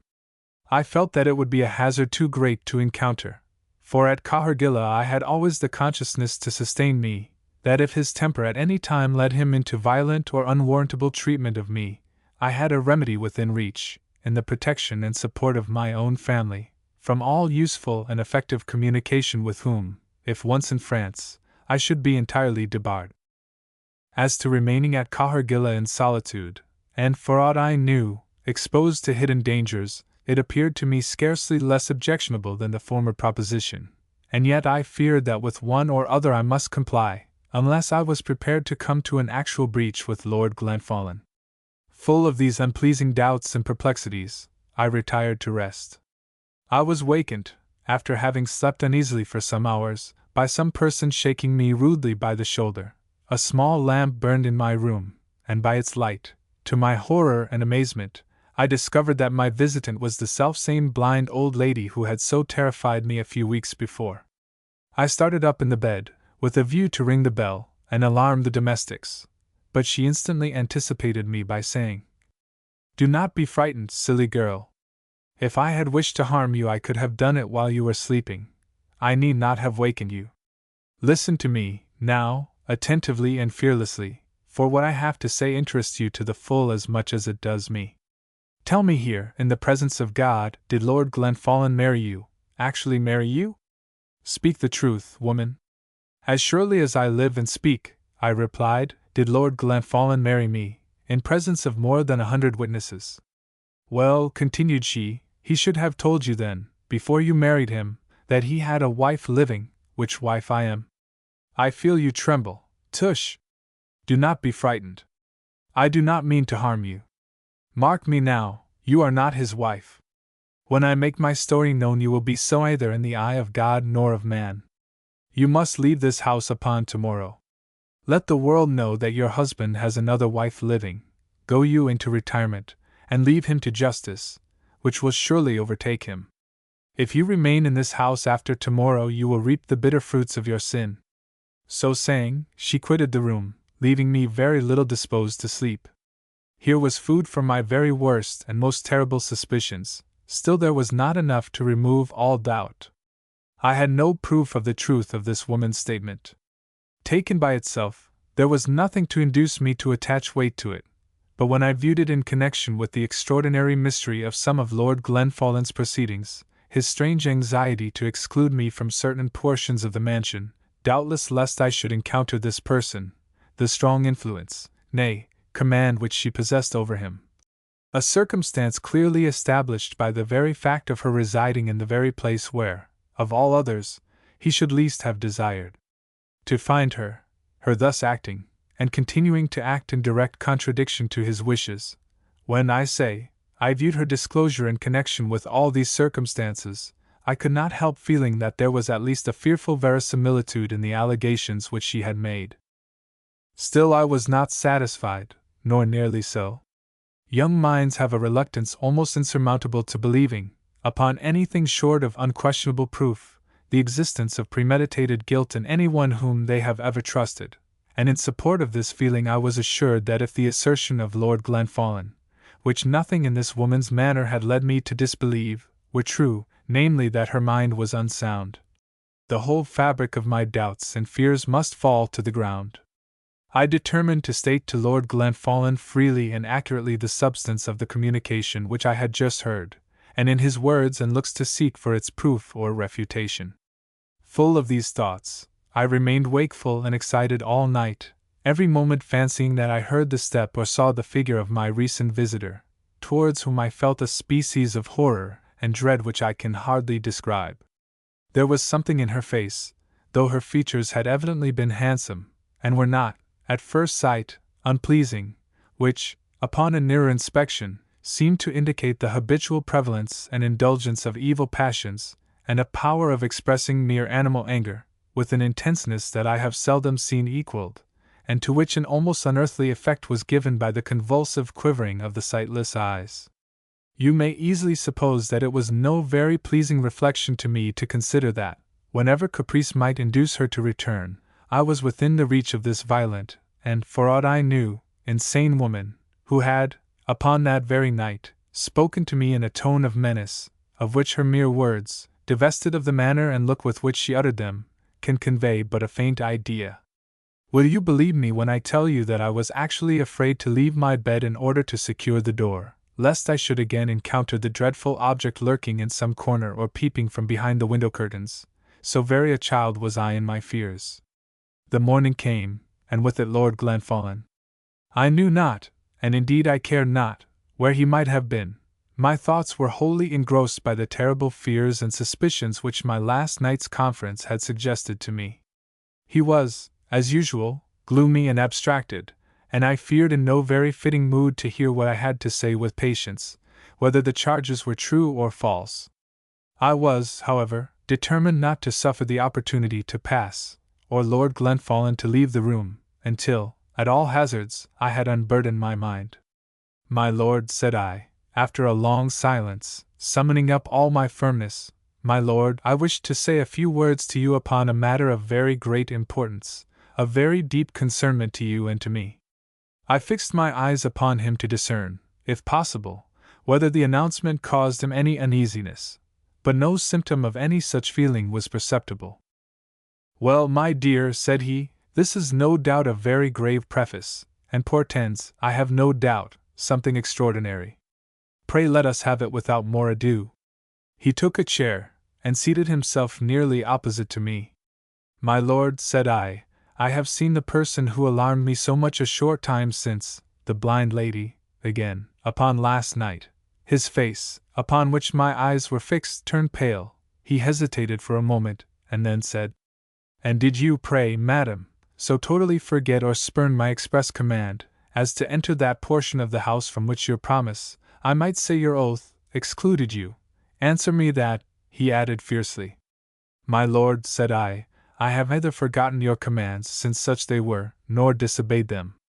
I was, last night, wakened from my sleep, as I lay in my own chamber, and accosted by the person whom I have mentioned.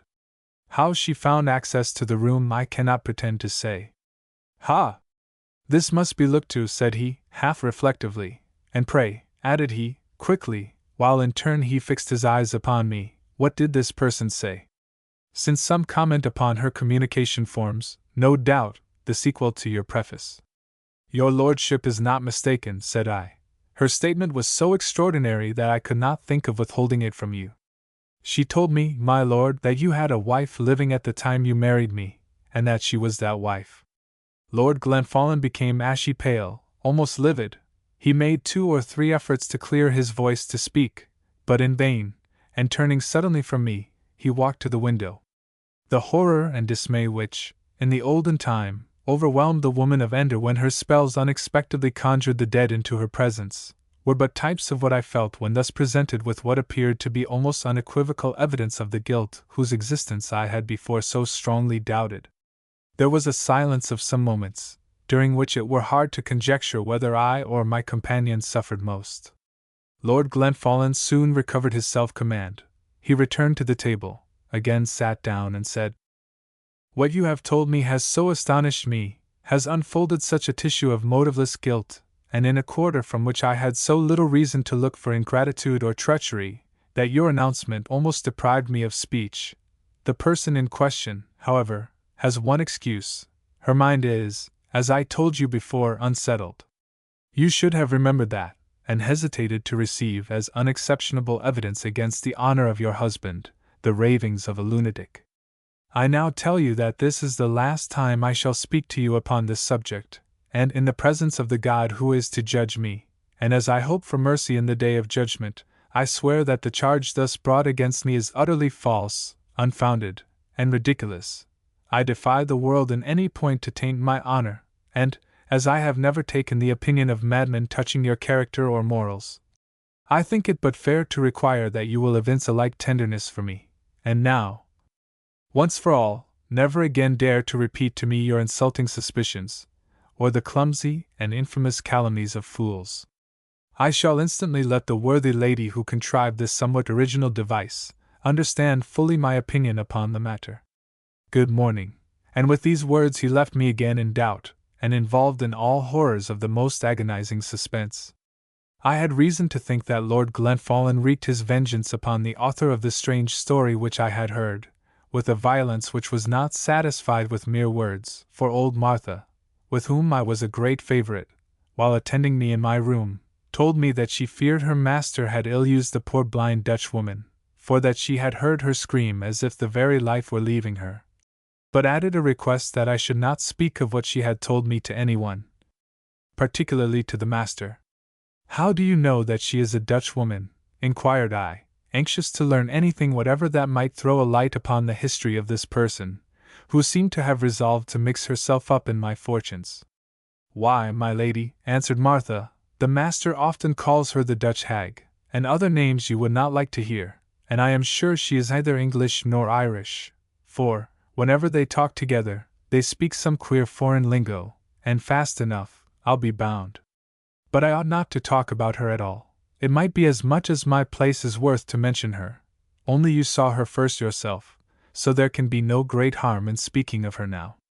"How long has this lady been here?" continued I. "She came early on the morning after your ladyship's arrival," answered she.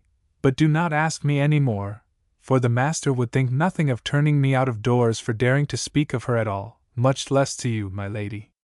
I did not like to press the poor woman further, for her reluctance to speak on this topic was evident and strong. you will readily believe that upon the very slight grounds which my information afforded, contradicted as it was by the solemn oath of my husband, and derived from what was, at best, a very questionable source, I could not take any very decisive measure whatever. And as to the menace of the strange woman who had thus unaccountably twice intruded herself into my chamber, although, at the moment, it occasioned me some uneasiness, it was not, even in my eyes, sufficiently formidable to induce my departure from Cahergilla. A few nights after the scene which I have just mentioned, Lord Glenfallen having, as usual, early retired to his study, I was left alone in the parlour to amuse myself as best I might. It was not strange that my thoughts should often recur to the agitating scenes in which I had recently taken a part.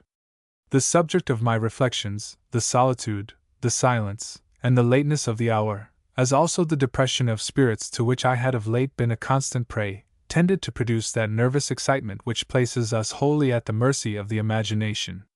In order to calm my spirits, I was endeavoring to direct my thoughts into some more pleasing channel, when I heard, or thought I heard, uttered, within a few yards of me, in an odd, half-sneering tone, the words, "There is blood upon your ladyship's throat."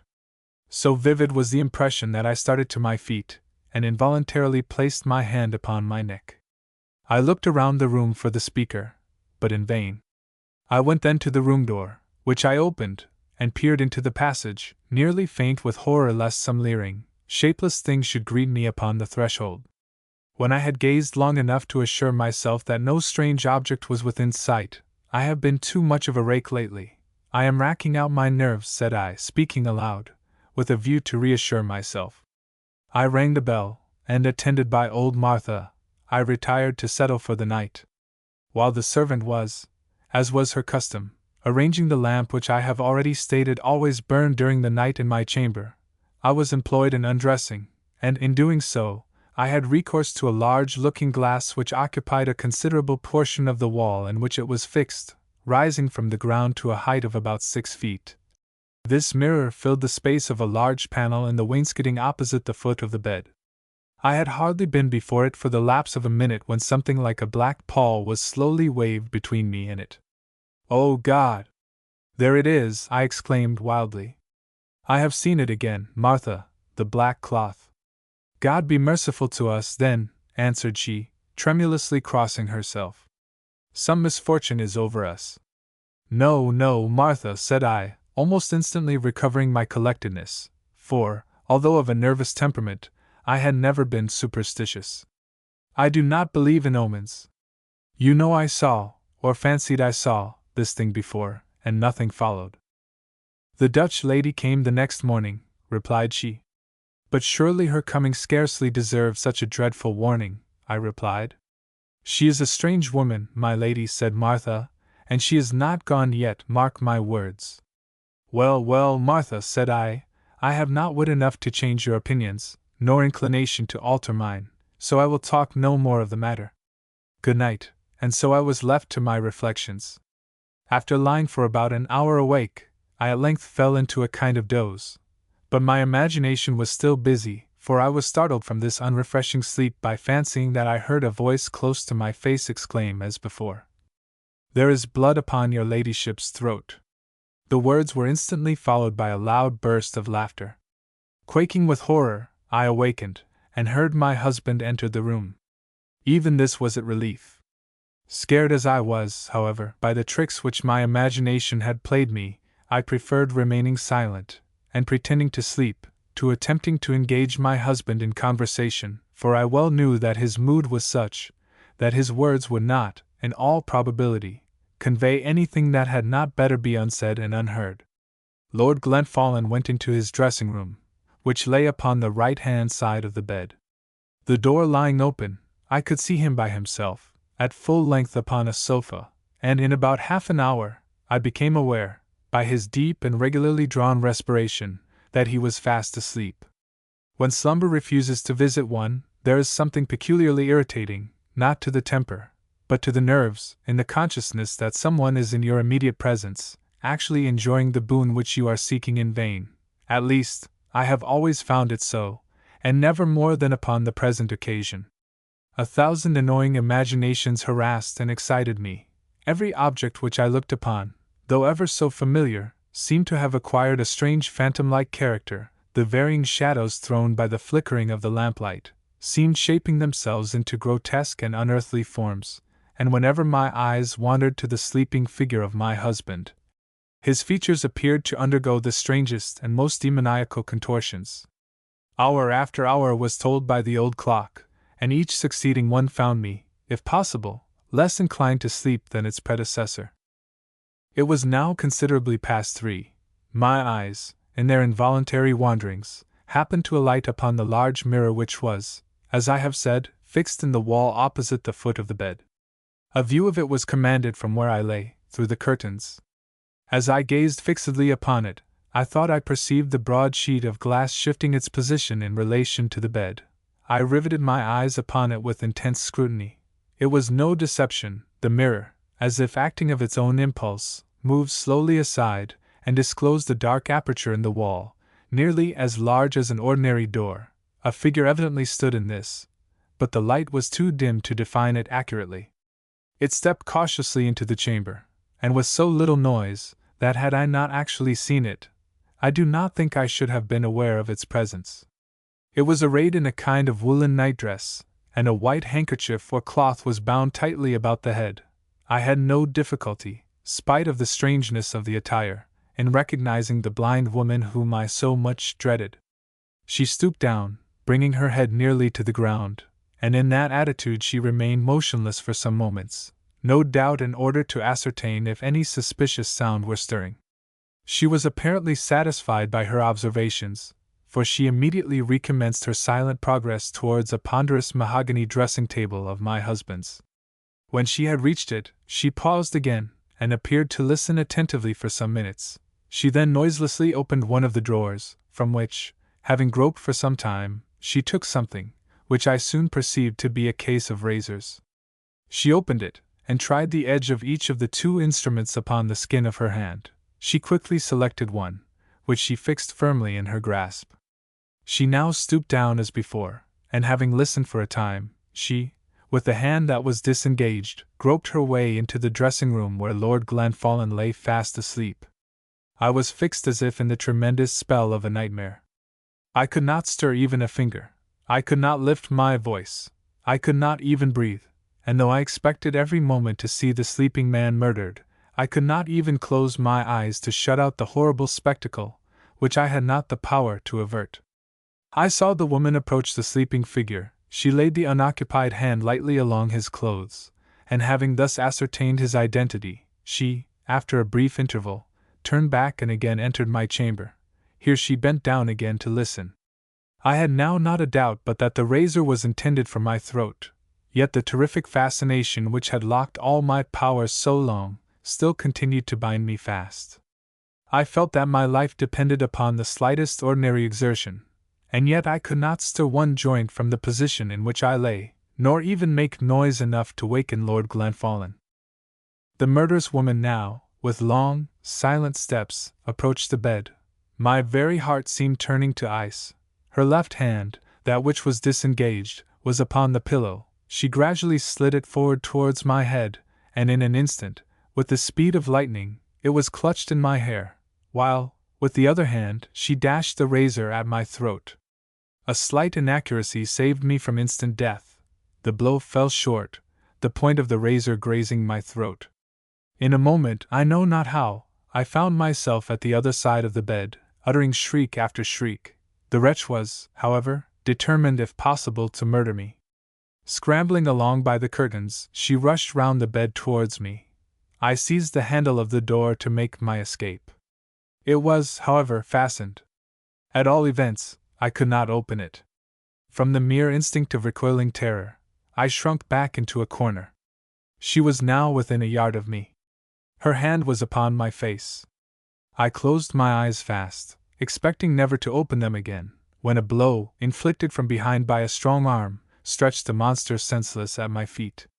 At the same moment the door opened, and several domestics, alarmed by my cries, entered the apartment.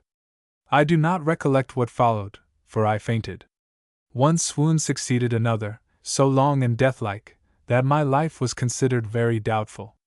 At about 10 o'clock, however, I sunk into a deep and refreshing sleep, from which I was awakened at about 2, that I might swear my deposition before a magistrate, who attended for that purpose. I accordingly did so, as did also Lord Glenfallen, and the woman was fully committed to stand her trial at the ensuing assizes. I shall never forget the scene which the examination of the blind woman and of the other parties afforded. She was brought into the room in the custody of 2 servants. She wore a kind of flannel wrapper which had not been changed since the night before. It was torn and soiled, and here and there smeared with blood, which had flowed in large quantities from a wound in her head. The white handkerchief had fallen off in the scuffle, and her grizzled hair fell in masses about her wild and deadly pale countenance. She appeared perfectly composed, however, and the only regret she expressed throughout was at not having succeeded in her attempt, the object of which she did not pretend to conceal. On being asked her name, she called herself the Countess Glenfallen, and refused to give any other title. "The woman's name is Flora Van Kemp," said Lord Glenfallen. It was, you perjured traitor and cheat," screamed the woman, and then there followed a volley of words in some foreign language. "Is there a magistrate here?" she resumed. "I am Lord Glenfallen's wife. I'll prove it. Write down my words.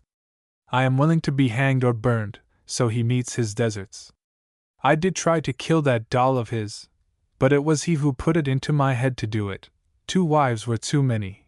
I was to murder her, or she was to hang me. Listen to all I have to say." Here Lord Glenfallen interrupted. "I think, sir," said he, addressing the magistrate, "that we had better proceed to business. This unhappy woman's furious recriminations but waste our time. If she refuses to answer your questions, you had better, I presume, take my depositions." "And are you going to swear away my life, you black perjured murderer?" shrieked the woman. Sir, you must hear me," she continued, addressing the magistrate. "I can convict him. He bid me murder that girl, and then, when I failed, he came behind me, and struck me down, and now he wants to swear away my life. Take down all I say." "If it is your intention," said the magistrate, "to confess the crime with which you stand charged, you may, upon producing sufficient evidence, criminate whom you please." "Evidence? I have no evidence but myself," said the woman. "I will swear it all. Write down my testimony. Write it down, I say. We shall hang side by side, my brave lord, all your own handiwork, my gentle husband." This was followed by a low, insolent, and sneering laugh, which, from one in her situation, was sufficiently horrible. "I will not at present hear anything," replied he, "but distinct answers to the questions which I shall put to you upon this matter." "Then you shall hear nothing," replied she sullenly, and no inducement or intimidation could bring her to speak again. Lord Glenfallen's deposition and mine were then given, as also those of the servants who had entered the room at the moment of my rescue. The magistrate then intimated that she was committed, and must proceed directly to jail, whither she was brought in a carriage of Lord Glenfallen's, for his lordship was naturally by no means indifferent to the effect which her vehement accusations against himself might produce, if uttered before every chance hearer whom she might meet with between Cahergilla and the place of confinement whither she was dispatched. During the time which intervened between the committal and the trial of the prisoner, Lord Glenfallen seemed to suffer agonies of mind which baffle all description. He hardly ever slept, and when he did, his slumbers seemed but the instruments of new tortures, and his waking hours were, if possible, exceeded in intensity of terrors by the dreams which disturbed his sleep. Lord Glenfallen rested, if to lie in the mere attitude of repose were to do so, in his dressing-room, and thus I had an opportunity of witnessing, far oftener than I wished it, the fearful workings of his mind. His agony often broke out into such fearful paroxysms that delirium and total loss of reason appeared to be impending. He frequently spoke of flying from the country, and bringing with him all the witnesses of the appalling scene upon which the prosecution was founded.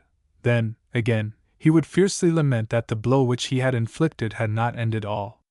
The assizes arrived, however, and upon the day appointed Lord Glenfallen and I attended in order to give our evidence. The cause was called on, and the prisoner appeared at the bar. Great curiosity and interest were felt respecting the trial, so that the court was crowded to excess. The prisoner, however, without appearing to take the trouble of listening to the indictment, pleaded guilty, and no representations on the part of the court availed to induce her to retract her plea. After much time had been wasted in a fruitless attempt to prevail upon her to reconsider her words, the court proceeded, according to the usual form, to pass sentence. This having been done, the prisoner was about to be removed, when she said, in a low, distinct voice, a word, my lord. Is Lord Glenfallen here in the court?"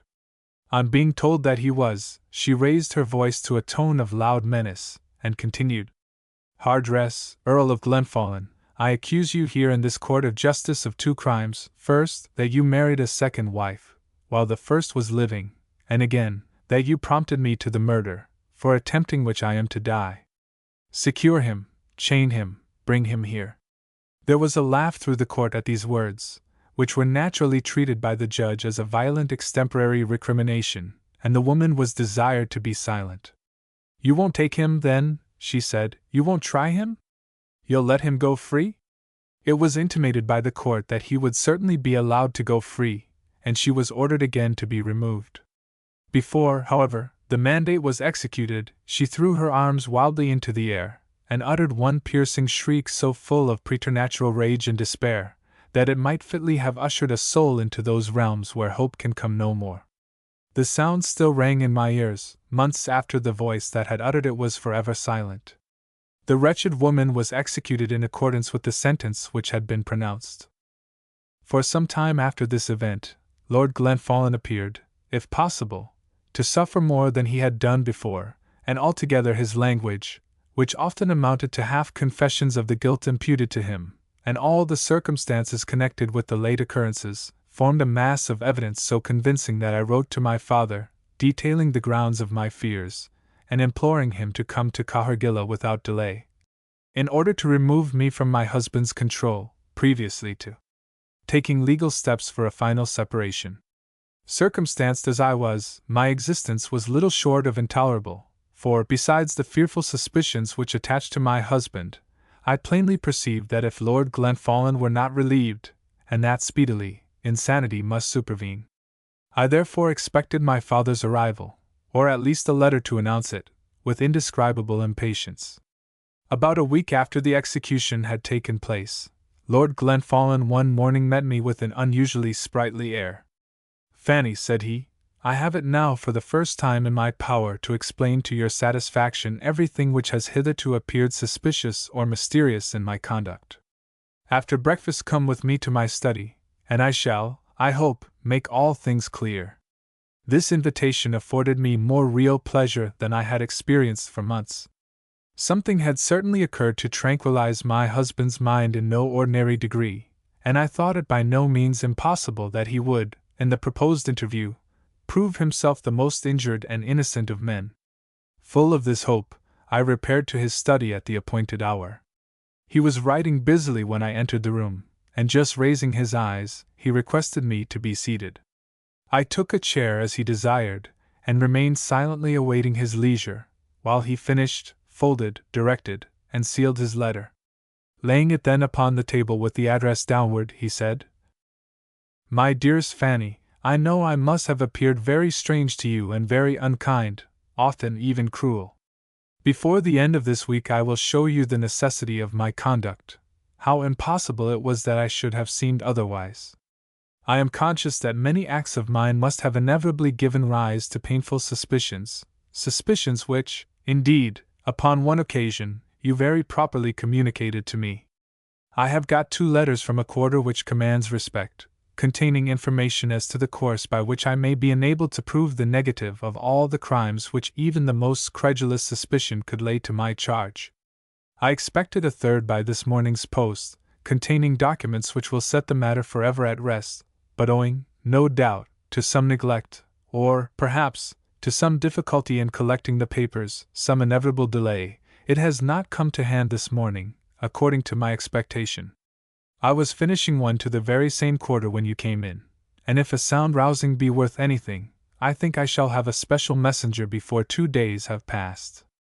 I have been anxiously considering with myself, as to whether I had better imperfectly clear up your doubts by submitting to your inspection the 2 letters which I have already received, or wait till I can triumphantly vindicate myself by the production of the documents which I have already mentioned, and I have, I think, not unnaturally decided upon the latter course. However, there is a person in the next room whose testimony is not without its value. Excuse me for one moment. So saying, he arose and went to the door of a closet which opened from the study. This he unlocked, and half opening the door, he said, "It is only I," and then slipped into the room and carefully closed and locked the door behind him. I immediately heard his voice in animated conversation. My curiosity upon the subject of the letter was naturally great, so, smothering any little scruples which I might have felt, I resolved to look at the address of the letter which lay, as my husband had left it, with its face upon the table. I accordingly drew it over to me and turned up the direction. For 2 or 3 moments I could scarce believe my eyes, but there could be no mistake. In large characters were traced the words, "To the Archangel Gabriel in heaven." I had scarcely returned the letter to its original position, and in some degree recovered the shock which this unequivocal proof of insanity produced, when the closet door was unlocked, and Lord Glenfallen re-entered the study, carefully closing and locking the door again upon the outside. "Whom have you there?" inquired I, making a strong effort to appear calm. "Perhaps," said he, musingly, "you might have some objection to seeing her, at least for a time." "Who is it?" repeated I. "Why," said he, "I see no use in hiding it, the blind Dutchwoman. I have been with her the whole morning. She is very anxious to get out of that closet, but you know she is odd, she is scarcely to be trusted." A heavy gust of wind shook the door at this moment with a sound as if something more substantial were pushing against it.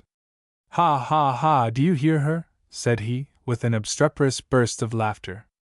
The wind died away in a long howl, and Lord Glenfallen, suddenly checking his merriment, shrugged his shoulders, and muttered, "Poor devil, she has been hardly used."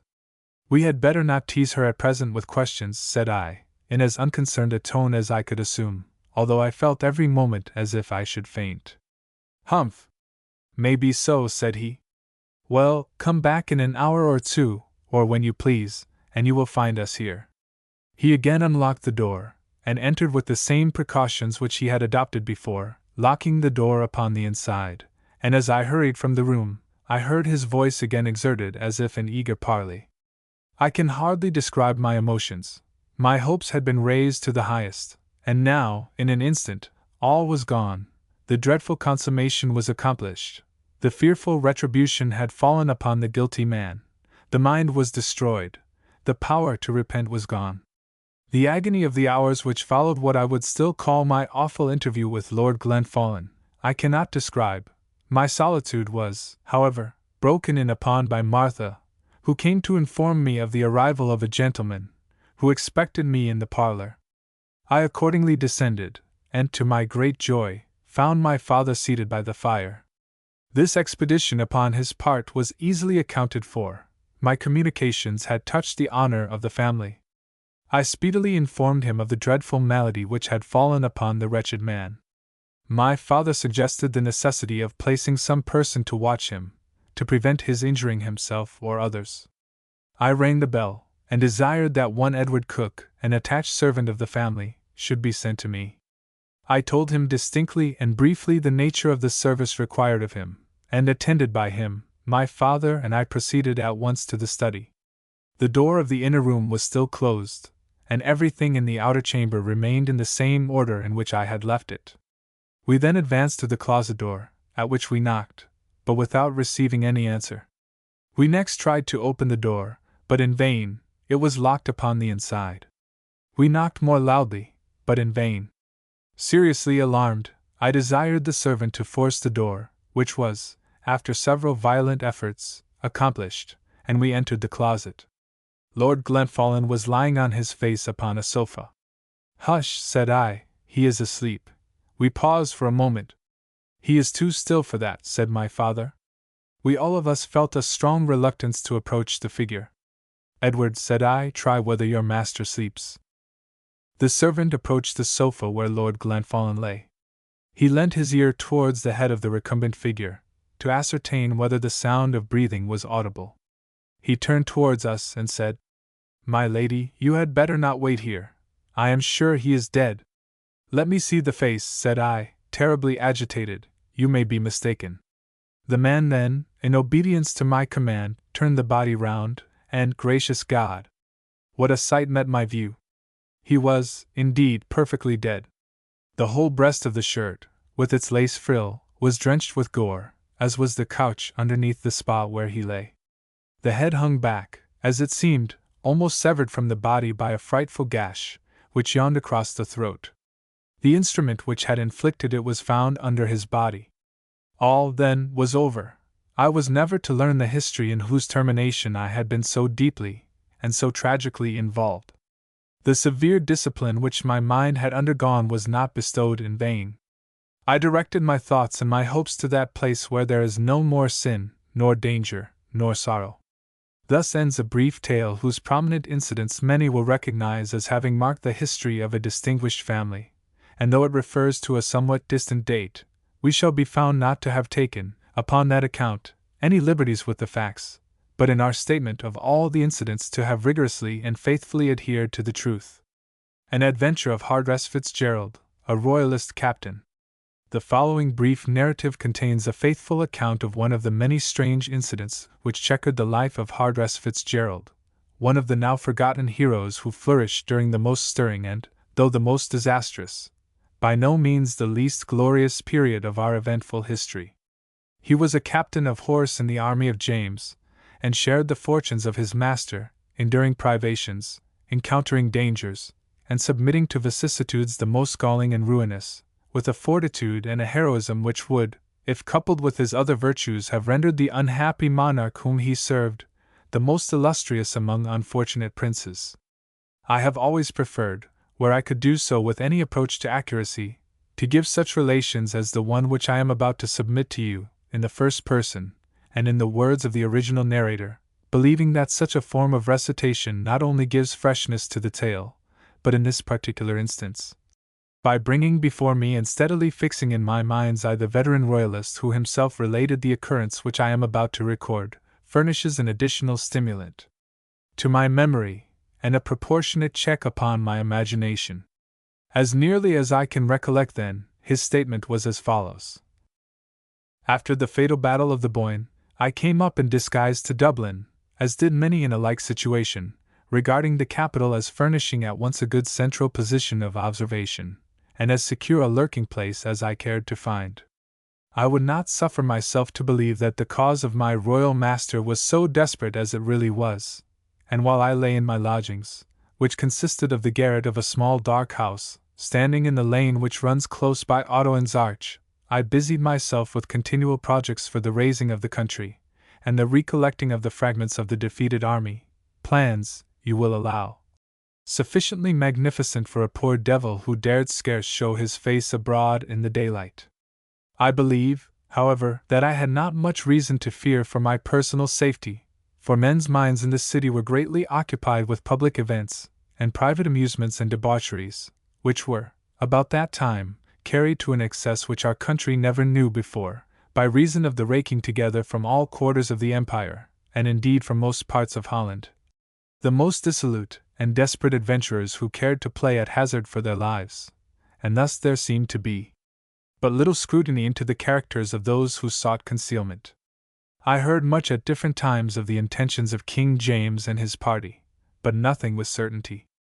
Some said that the king still lay in Ireland, others, that he had crossed over to Scotland, to encourage the Highlanders, who, with Dundee at their head, had been stirring in his behoof. Others, again, said that he had taken ship for France, leaving his followers to shift for themselves, and regarding his kingdom as wholly lost, which last was the true version, as I afterwards learned.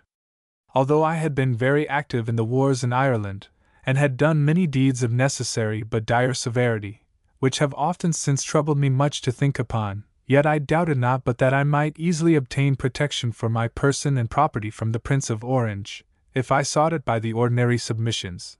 But besides that my conscience and my affections resisted such time-serving concessions, I was resolved in my own mind that the cause of the Royalist party was by no means desperate, and I looked to keep myself unimpeded by any pledge or promise given to the usurping Dutchman, that I might freely and honorably take a share in any struggle which might yet remain to be made for the right. I therefore lay quiet, going forth from my lodgings but little, and that chiefly under cover of the dusk, and conversing hardly at all, except with those whom I well knew. I had like once to have paid dearly for relaxing this caution, for going into a tavern one evening near the Tholsel, I had the confidence to throw off my hat, and sit there with my face quite exposed, when a fellow coming in with some troopers, they fell a-boozing, and being somewhat warmed, they began to drink confusion to popery, and the like, and to compel the peaceable persons who happened to sit there, to join them in so doing. Though I was rather hot-blooded, I was resolved to say nothing to attract notice, but, at the same time, if urged to pledge the toasts which they were compelling others to drink, to resist doing so. With the intent to withdraw myself quietly from the place, I paid my reckoning, and putting on my hat, was going into the street, when the countryman who had come in with the soldiers called out, "Stop that popish tomcat!" And running across the room, he got to the door before me, and shutting it, placed his back against it, to prevent my going out. Though with much difficulty, I kept an appearance of quietness, and turning to the fellow, who from his accent, I judged to be northern, and whose face I knew, though, to this day, I cannot say where I had seen him before, I observed very calmly, "Sir, I came in here with no other design than to refresh myself, without offending any man. I have paid my reckoning, and now desire to go forth. If there is anything within reason that I can do to satisfy you, and to prevent trouble and delay to myself, name your terms, and if they be but fair, I will frankly comply with them." He quickly replied, "You are Hardress Fitzgerald, the bloody popish captain, that hanged the 12 men at Derry." I felt that I was in some danger, but being a strong man, and used to perils of all kinds, it was not easy to disconcert me. I looked then steadily at the fellow, and in a voice of much confidence I said, "I am neither a Papist, a Royalist, nor a Fitzgerald, but an honester Protestant, mayhap, than many who make louder professions." "Then drink the honest man's toast," said he. "Damnation to the Pope, and confusion to skulking Jimmy and his runaway crew." "Yourself shall hear me," said I, taking the largest pewter pot that lay within my reach. "Tapster, fill this with ale. I grieve to say I can afford nothing better." I took the vessel of liquor in my hand, and walking up to him, I first made a bow to the troopers who sat laughing at the sprightliness of their facetious friend, and then another to himself, when saying, "Gee, damn yourself and your cause," I flung the ale straight into his face, and before he had time to recover himself, I struck him with my whole force and weight with the pewter pot upon the head, so strong a blow, that he fell, for aught I know, dead upon the floor, and nothing but the handle of the vessel remained in my hand. I opened the door, but one of the dragoons drew his saber, and ran at me to avenge his companion. With my hand I put aside the blade of the sword, narrowly escaping what he had intended for me, the point actually tearing open my vest. Without allowing him time to repeat his thrust, I struck him in the face with my clenched fist so sound a blow that he rolled back into the room with the force of a tennis ball. It was well for me that the rest were half drunk, and the evening dark, for otherwise my folly would infallibly have cost me my life. As it was, I reached my garret in safety, with a resolution to frequent taverns no more until better times. My little patience and money were well nigh exhausted, when, after much doubt and uncertainty, and many conflicting reports, I was assured that the flower of the Royalist army, under the Duke of Berwick and General Boisleau, occupied the city of Limerick, with a determination to hold that fortress against the Prince's forces, and that a French fleet of great power, and well freighted with arms, ammunition, and men, was riding in the Shannon, under the walls of the town. But this last report was, like many others then circulated, untrue, there being, indeed, a promise and expectation of such assistance, but no arrival of it till too late. The army of the Prince of Orange was said to be rapidly approaching the town, in order to commence the siege. On hearing this, and being made as certain as the vagueness and unsatisfactory nature of my information, which came not from any authentic source, would permit, at least, being sure of the main point, which all allowed, namely, that Limerick was held for the king, and being also naturally fond of enterprise, and impatient of idleness, I took the resolution to travel thither, and if possible, to throw myself into the city, in order to lend what assistance I might to my former companions in arms, well knowing that any man of strong constitution and of some experience might easily make himself useful to a garrison in their straitened situation. When I had taken this resolution, I was not long in putting it into execution, and, as the first step in the matter, I turned half of the money which remained with me, in all about £17, into small wares and merchandise such as travelling traders used to deal in, and the rest, excepting some shillings which I carried home for my immediate expenses, I sewed carefully in the lining of my breeches waistband, hoping that the sale of my commodities might easily supply me with subsistence. Upon the road, I left Dublin upon a Friday morning in the month of September, with a tolerably heavy pack upon my back. I was a strong man and a good walker, and one day with another travelled easily at the rate of 20 miles in each day, much time being lost in the towns of any note on the way, where, to avoid suspicion, I was obliged to make some stay, as if to sell my wares. I did not travel directly to Limerick, but turned far into Tipperary, going near to the borders of Cork. Upon the 6th day after my departure from Dublin I learned, certainly, from some fellows who were returning from trafficking with the soldiers, that the army of the Prince was actually encamped before Limerick, upon the south side of the Shannon. In order, then, to enter the city without interruption, I must needs cross the river, and I was much in doubt whether to do so by boat from Kerry, which I might have easily done, into the Earl of Clare's land, and thus into the beleaguered city, or to take what seemed the easier way, one, however, about which I had certain misgivings, which, by the way, afterwards turned out to be just enough. This way was to cross the Shannon at O'Brien's Bridge, or at Killaloe, into the county of Clare. I feared, however, that both these passes were guarded by the Prince's forces, and resolved, if such were the case, not to essay to cross, for I was not fitted to sustain a scrutiny, having about me, though pretty safely secured, my commission from King James, which, though a dangerous companion, I would not have parted from but with my life. I settled then, in my own mind, that if the bridges were guarded I would walk as far as Portumna, where I might cross, though at a considerable sacrifice of time, and having determined upon this course, I turned directly towards Killaloe. I reached the foot of the mountain, or rather high hill, called Keeper, which had been pointed out to me as a landmark, lying directly between me and Killaloe, in the evening, and having ascended some way, the darkness and fog overtook me. The evening was very chilly, and myself weary, hungry, and much in need of sleep, so that I preferred seeking to cross the hill, though at some risk, to remaining upon it throughout the night. Stumbling over rocks and sinking into bogmire, as the nature of the ground varied, I slowly and laboriously plodded on, making very little way in proportion to the toil it cost me. After half an hour's slow walking, or rather rambling, for, owing to the dark, I very soon lost my direction, I at last heard the sound of running water, and with some little trouble reached the edge of a brook, which ran in the bottom of a deep gully. This I knew would furnish a sure guide to the low grounds, where I might promise myself that I should speedily meet with some house or cabin where I might find shelter for the night. The stream which I followed flowed at the bottom of a rough and swampy glen, very steep and making many abrupt turns, and so dark, owing more to the fog than to the want of the moon, for, though not high, I believe it had risen at the time, that I continually fell over fragments of rock and stumbled up to my middle into the rivulet, which I sought to follow.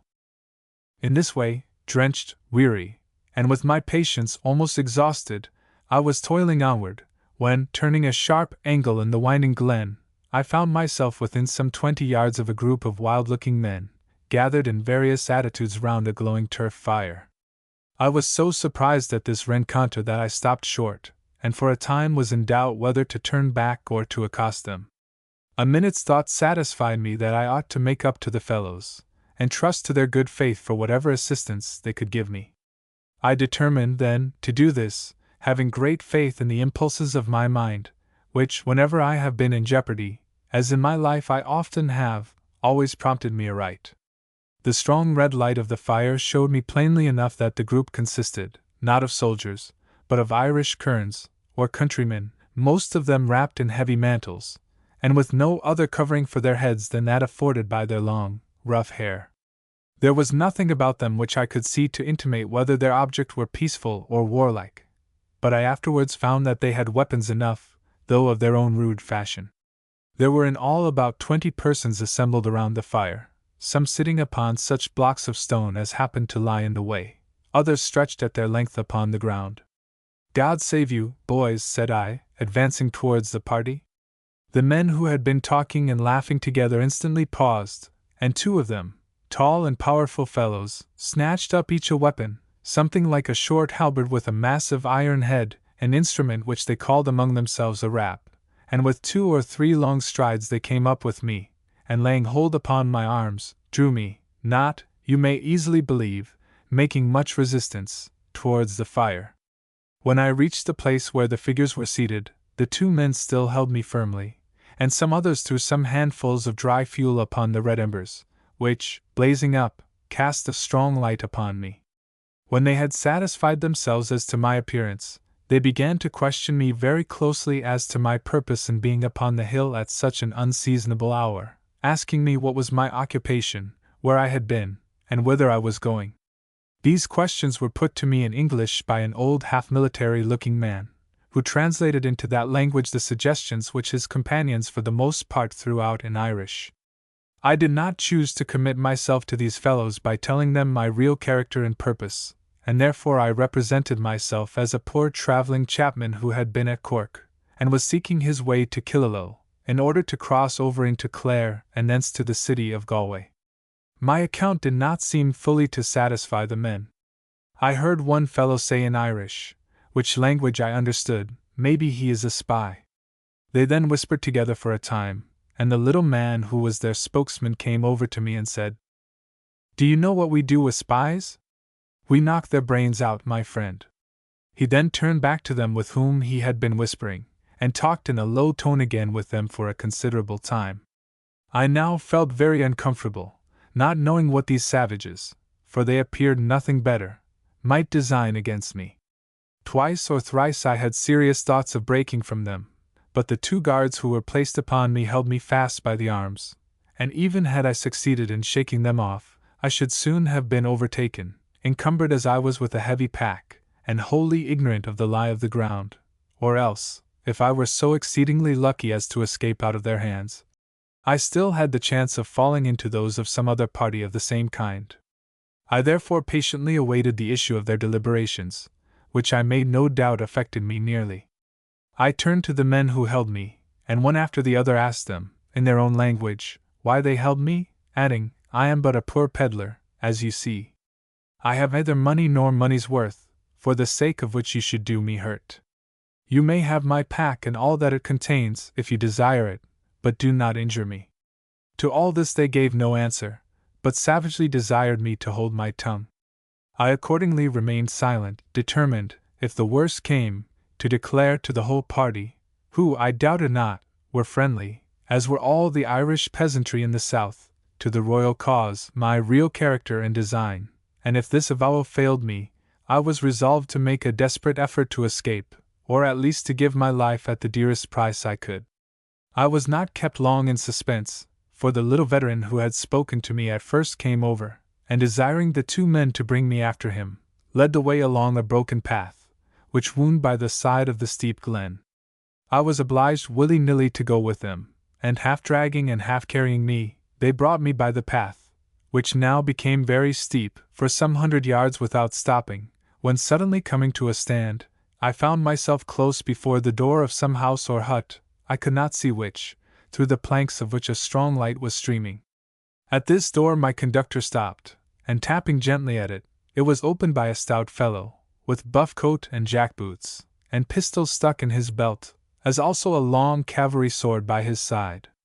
He spoke with my guide, and to my no small satisfaction, in French, which convinced me that he was one of the soldiers whom Louis had sent to support our king, and who were said to have arrived in Limerick, though, as I observed above, not with truth.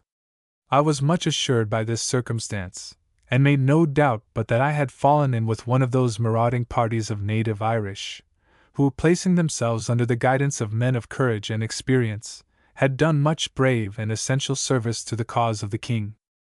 The soldier entered an inner door in the apartment, which opening disclosed a rude, dreary, and dilapidated room, with a low plank ceiling, much discolored by the smoke which hung suspended in heavy masses, descending within a few feet of the ground, and completely obscuring the upper regions of the chamber. A large fire of turf and heath was burning under a kind of rude chimney, shaped like a large funnel, but by no means discharging the functions for which it was intended. Into this inauspicious apartment was I conducted by my strange companions. In the next room I heard voices employed, as it seemed, in brief questioning and answer, and in a minute the soldier re-entered the room, and having said, "Votre prisonnier, le general veut le voir," he led the way into the inner room, which in point of comfort and cleanliness was not a whit better than the first. Seated at a clumsy plank table, placed about the middle of the floor, was a powerfully built man, of almost colossal stature, his military accoutrements, cuirass and rich regimental clothes soiled, deranged, and spattered with recent hard travel. The flowing wig, surmounted by the cocked hat and plume, still rested upon his head. On the table lay his sword belt with its appendage, and a pair of long holster pistols, some papers, and pen and ink, also a stone jug, and the fragments of a hasty meal. His attitude betokened the languor of fatigue. His left hand was buried beyond the lace ruffle in the breast of his cassock, and the elbow of his right rested upon the table, so as to support his head. From his mouth protruded a tobacco pipe, which as I entered he slowly withdrew. A single glance at the honest, good-humored, comely face of the soldier satisfied me of his identity, and removing my hat from my head I said, "God save General Sarsfield." The general nodded. "I am a prisoner here under strange circumstances," I continued. "I appear before you in a strange disguise. You do not recognize Captain Hardress Fitzgerald." How's this?" said he, approaching me with the light. "I am that Hardress Fitzgerald," I repeated, "who served under you at the Boyne, and upon the day of the action had the honor to protect your person at the expense of his own. At the same time I turned aside the hair which covered the scar which you well know upon my forehead, and which was then much more remarkable than it is now." The general on seeing this at once recognized me, and embracing me cordially, made me sit down, and while I unstrapped my pack, a tedious job, my fingers being nearly numbed with cold, sent the men forth to procure me some provision. The general's horse was stabled in a corner of the chamber where we sat, and his war saddle lay upon the floor. At the far end of the room was a second door, which stood half open. A bogwood fire burned on a hearth somewhat less rude than the one which I had first seen, but still very little better appointed with a chimney, for thick wreaths of smoke were eddying, with every fitful gust, about the room. Close by the fire was strewed a bed of heath, intended, I supposed, for the stalwart limbs of the general. "Hardress Fitzgerald," said he, fixing his eyes gravely upon me, while he slowly removed the tobacco pipe from his mouth, "I remember you, strong, bold and cunning in your warlike trade. The more desperate in enterprise, the more ready for it you. I would gladly engage you, for I know you trustworthy, to perform a piece of duty requiring, it may be, no extraordinary quality to fulfill, and yet perhaps, as accidents may happen, demanding every attribute of daring and dexterity which belongs to you." Here he paused for some moments. I own I felt somewhat flattered by the terms in which he spoke of me, knowing him to be but little given to compliments, and not having any plan in my head, farther than the rendering what service I might to the cause of the king, caring very little as to the road in which my duty might lie, I frankly replied, "Sir, I hope, if opportunity offers, I shall prove to deserve the honorable terms in which you are pleased to speak of me. In a righteous cause I fear not wounds or death, and in discharging my duty to my God and my king, I am ready for any hazard or any fate. Name the service you require, and if it lies within the compass of my wit or power, I will fully and faithfully perform it. Have I said enough?" "That is well, very well, my friend, you speak well, and manfully," replied the general. "I want you to convey to the hands of General Boisleau, now in the city of Limerick, a small written packet. There is some danger, mark me, of your falling in with some outpost or straggling party of the prince's army. If you are taken unawares by any of the enemy, you must dispose of the packet inside your person, rather than let it fall into their hands, that is, you must eat it. And if they go to question you with thumbscrews, or the like, answer nothing, let them knock your brains out first. In illustration, I suppose, of the latter alternative, he knocked the ashes out of his pipe upon the table as he uttered it. The packet, he continued, you shall have tomorrow morning. Meantime comfort yourself with food, and afterwards with sleep. You will want, mayhap, all your strength and wits on the morrow. I applied myself forthwith to the homely fare which they had provided, and I confess that I never made a meal so heartily to my satisfaction. It was a beautiful, clear, autumn morning, and the bright beams of the early sun were slanting over the brown heath which clothed the sides of the mountain, and glittering in the thousand bright drops which the melting hoarfrost had left behind it, and the white mists were lying like broad lakes in the valleys, when, with my peddler's pack upon my back, and General Sarsfield's precious dispatch in my bosom, I set forth, refreshed and courageous. As I descended the hill, my heart expanded and my spirits rose under the influences which surrounded me. The keen, clear, bracing air of the morning, the bright, slanting sunshine, the merry songs of the small birds, and the distant sounds of awakening labor that floated up from the plains, all conspired to stir my heart within me, and more like a madcap boy, broken loose from school, than a man of sober years upon a mission of doubt and danger, I trod lightly on, whistling and singing alternately for very joy. As I approached the object of my early march, I fell in with a countryman, eager, as are most of his kind, for news. I gave him what little I had collected, and professing great zeal for the king, which, indeed, I always cherished, I won upon his confidence so far, that he became much more communicative than the peasantry in those quarters are generally wont to be to strangers.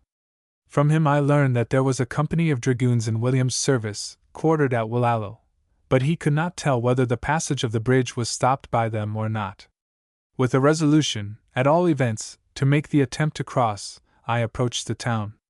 When I came within sight of the river, I quickly perceived that it was so swollen with the recent rains, as, indeed, the countryman had told me, that the fords were wholly impassable.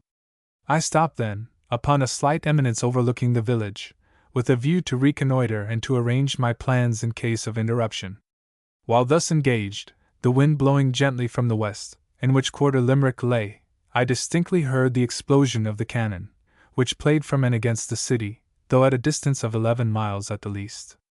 I never yet heard the music that had for me half the attractions of that sullen sound, and as I noted again and again the distant thunder that proclaimed the perils, and the valor, and the faithfulness of my brethren, my heart swelled with pride, and the tears rose to my eyes, and lifting up my hands to heaven, I prayed to God that I might be spared to take a part in the righteous quarrel that was there so bravely maintained. I felt, indeed, at this moment a longing, more intense than I have the power to describe, to be at once with my brave companions in arms, and so inwardly excited and stirred up as if I had been actually within 5 minutes' march of the field of battle. It was now almost noon, and I had walked hard since morning across a difficult and broken country, so that I was a little fatigued, and in no small degree hungry. As I approached the hamlet, I was glad to see in the window of a poor hovel several large cakes of meal displayed, as if to induce purchasers to enter.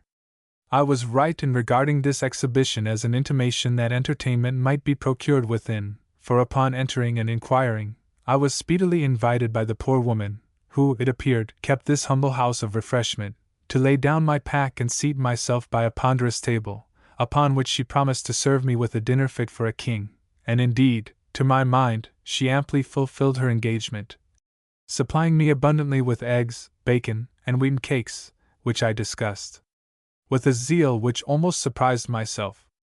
Having disposed of the solid part of my entertainment, I was proceeding to regale myself with a brimming measure of strong waters, when my attention was arrested by the sound of horses' hoofs in brisk motion upon the broken road, and evidently approaching the hovel in which I was at that moment seated. The ominous clank of sword scabbards and the jingle of brass accoutrements announced, unequivocally, that the horsemen were of the military profession. "The redcoats will stop here undoubtedly," said the old woman, observing, I suppose, the anxiety of my countenance.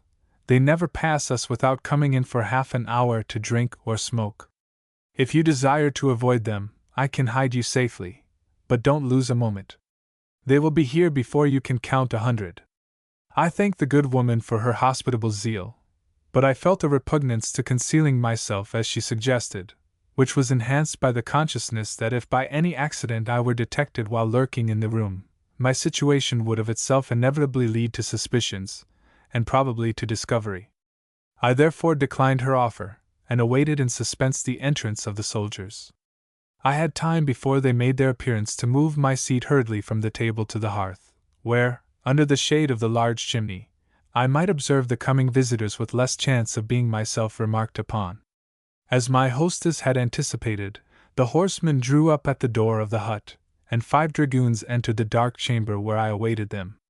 Leaving their horses at the entrance, with much noise and clatter they proceeded to seat themselves and call for liquor. 3 of these fellows were Dutchmen, and indeed, all belonged, as I afterwards found, to a Dutch regiment, which had been recruited with Irish and English, as also partly officered from the same nations. Being supplied with pipes and drink, they soon became merry, and not suffering their smoking to interfere with their conversation, they talked loud and quickly, for the most part in a sort of barbarous language, either Dutch nor English, but compounded of both. They were so occupied with their own jocularity that I had very great hopes of escaping observation altogether, and remained quietly seated in a corner of the chimney, leaning back upon my seat as if asleep. My taciturnity and quiescence, however, did not avail me, for one of these fellows coming over to the hearth to light his pipe, perceived me, and looking me very hard in the face, he said, "What countryman are you, brother, that you sit with a covered head in the room with the prince's soldiers?" At the same time he tossed my hat off my head into the fire. I was not fool enough, though somewhat hot-blooded, to suffer the insolence of this fellow to involve me in a broil so dangerous to my person and ruinous to my schemes as a riot with these soldiers must prove. I therefore, quietly taking up my hat and shaking the ashes out of it, observed, "Sir, I crave your pardon if I have offended you. I am a stranger in these quarters, and a poor, ignorant, humble man, desiring only to drive my little trade in peace, so far as that may be done in these troublous times." "And what may your trade be?" said the same fellow. "I am a traveling merchant," I replied, "and sell my wares as cheap as any trader in the country." "Let us see them forthwith," said he. "Mayhap I or my comrades may want something which you can supply. Where is thy chest, friend? Thou shalt have ready money," winking at his companions, "ready money, and good weight, and sound metal, none of your rascally pinchbeck. My lads? Bring forth the goods, and let us see." Thus urged, I should have betrayed myself had I hesitated to do as required, and anxious, upon any terms, to quiet these turbulent men of war, I unbuckled my pack and exhibited its contents upon the table before them. "A pair of lace ruffles, by the Lord," said one, unceremoniously seizing upon the articles he named. "A phial of perfume," continued another, tumbling over the farrago which I had submitted to them, "wash balls, combs, stationery, slippers, small knives, tobacco. This merchant is a prize. Mark me, honest fellow, the man who wrongs thee shall suffer, for gad he shall. Thou shalt be fairly dealt with." This he said while in the act of pocketing a small silver tobacco box, the most valuable article in the lot. "You shall come with me to headquarters. The captain will deal with you, and never haggle about the price. I promise thee his good will, and thou wilt consider me accordingly. You'll find him a profitable customer. He has money without end, and throws it about like a gentleman. If so be as I tell thee, I shall expect, and my comrades here, a piece or two in the way of a compliment, but of this anon. Come, then, with us. Buckle on thy pack quickly, friend." There was no use in my declaring my willingness to deal with themselves in preference to their master. It was clear that they had resolved that I should, in the most expeditious and advantageous way, turn my goods into money, that they might excise upon me to the amount of their wishes. The worthy who had taken a lead in these arrangements, and who by his stripes I perceived to be a corporal, having insisted on my taking a dram with him to cement our newly formed friendship, for which, however, he requested me to pay, made me mount behind one of his comrades, and the party, of which I thus formed an unwilling member, moved at a slow trot towards the quarters of the troop. They reined up their horses at the head of the long bridge, which at this village spans the broad waters of the Shannon connecting the opposite counties of Tipperary and Clare. A small tower, built originally, no doubt, to protect and to defend this pass, occupied the near extremity of the bridge, and in its rear, but connected with it, stood several straggling buildings rather dilapidated. A dismounted trooper kept guard at the door, and my conductor having dismounted, as also the corporal, the latter inquired, "Is the captain in his quarters?" "He is," replied the sentinel. And without more ado my companion shoved me into the entrance of the small dark tower, and opening a door at the extremity of the narrow chamber into which we had passed from the street, we entered a second room in which were seated some half-dozen officers of various ranks and ages, engaged in drinking, and smoking, and play. I glanced rapidly from man to man, and was nearly satisfied by my inspection, when one of the gentlemen whose back had been turned towards the place where I stood, suddenly changed his position and looked towards me. As soon as I saw his face my heart sank within me, and I knew that my life or death was balanced, as it were, upon a razor's edge. The name of this man whose unexpected appearance thus affected me was Hugh Oliver, and good and strong reason had I to dread him, for so bitterly did he hate me, that to this moment I do verily believe he would have compassed my death if it lay in his power to do so, even at the hazard of his own life and soul, for I had been, though God knows with many sore strugglings and at the stern call of public duty, the judge and condemner of his brother, and though the military law, which I was called upon to administer, would permit no other course or sentence than the bloody one which I was compelled to pursue, yet even to this hour the recollection of that deed is heavy at my breast. As soon as I saw this man I felt that my safety depended upon the accident of his not recognizing me through the disguise which I had assumed, an accident against which were many chances, for he well knew my person and appearance. It was too late now to destroy General Sarsfield's instructions. Any attempt to do so would ensure detection. All then depended upon a cast of the die. When the first moment of dismay and heart-sickening agitation had passed, it seemed to me as if my mind acquired a collectedness and clearness more complete and intense than I had ever experienced before. I instantly perceived that he did not know me, for turning from me to the soldier with all air of indifference, he said, "Is this a prisoner or a deserter? What have you brought him here for, sirrah?" "Your wisdom will regard him as you see fit, may it please you," said the corporal. "The man is a traveling merchant, and overtaking him upon the road, close by old Dame Macdonach's cot, I thought I might as well make a sort of prisoner of him that your honor might use him as it might appear most convenient.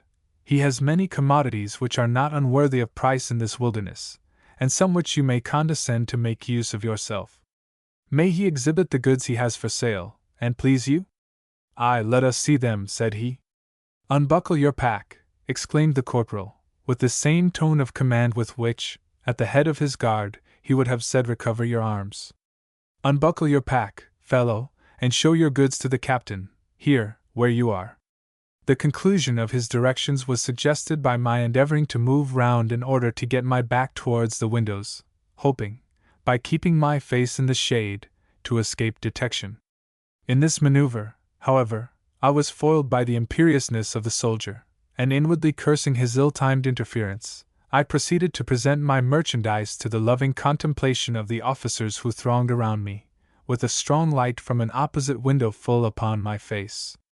As I continued to traffic with these gentlemen, I observed with no small anxiety the eyes of Captain Oliver frequently fixed upon me with a kind of dubious, inquiring gaze. "I think, my honest fellow," he said at last, "that I have seen you somewhere before this. Have you often dealt with the military?" "I have traded, sir," said I, "with the soldiery many a time, and always been honorably treated."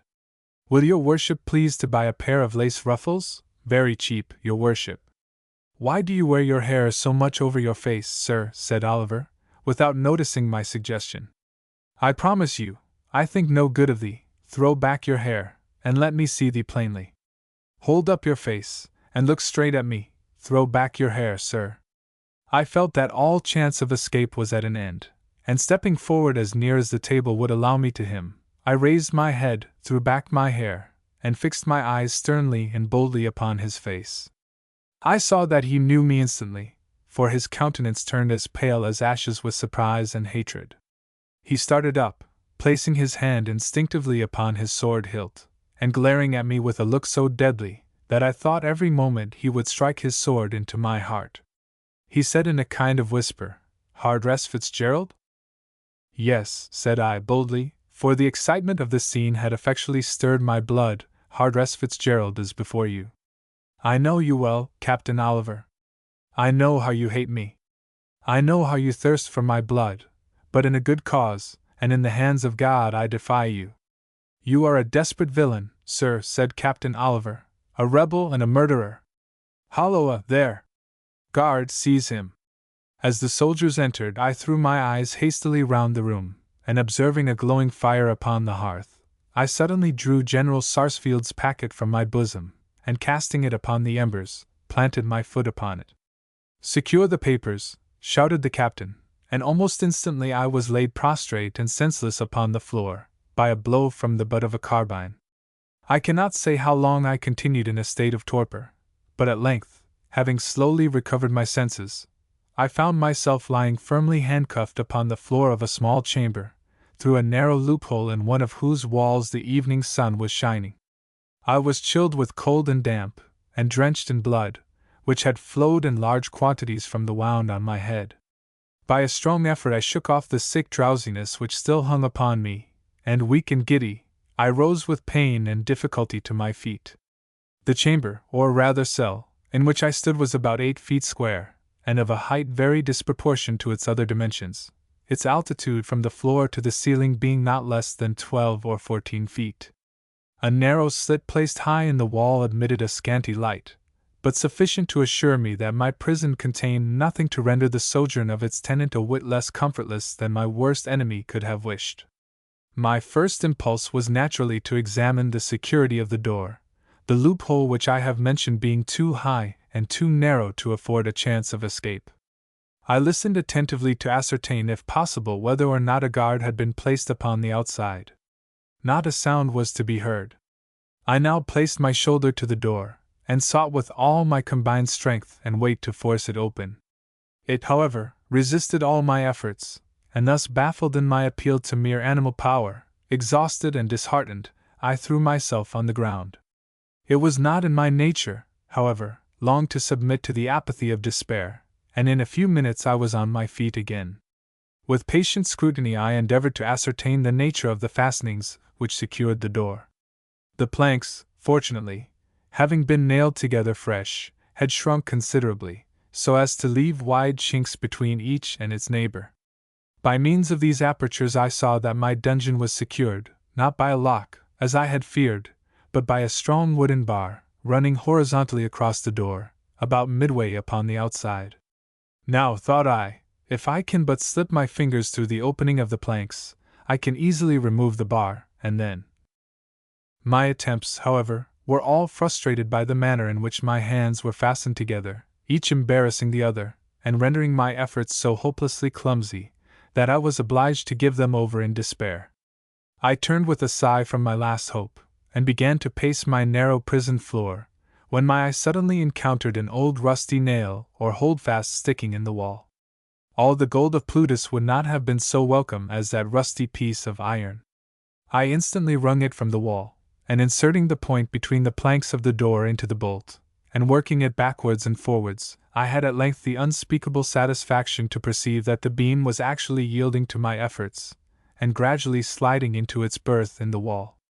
I have often been engaged in struggles where great bodily strength was required, and every thew and sinew in the system taxed to the uttermost.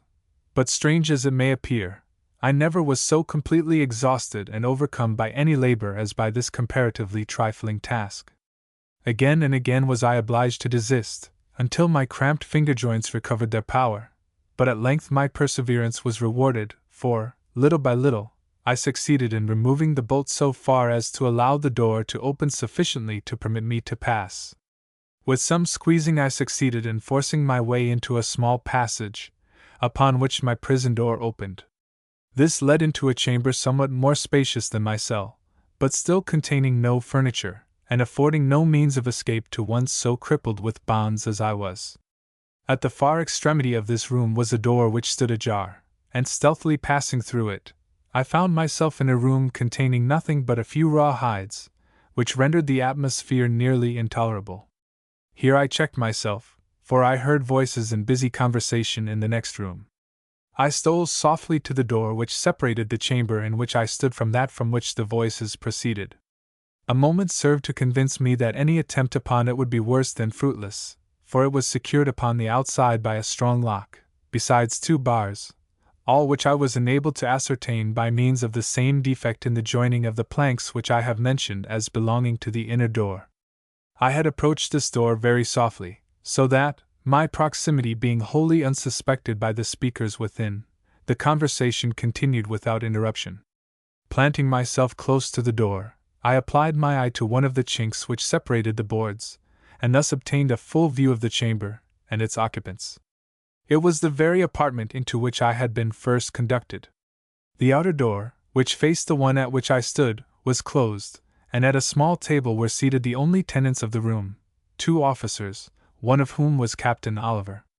The latter was reading a paper, which I made no doubt was the document with which I had been entrusted.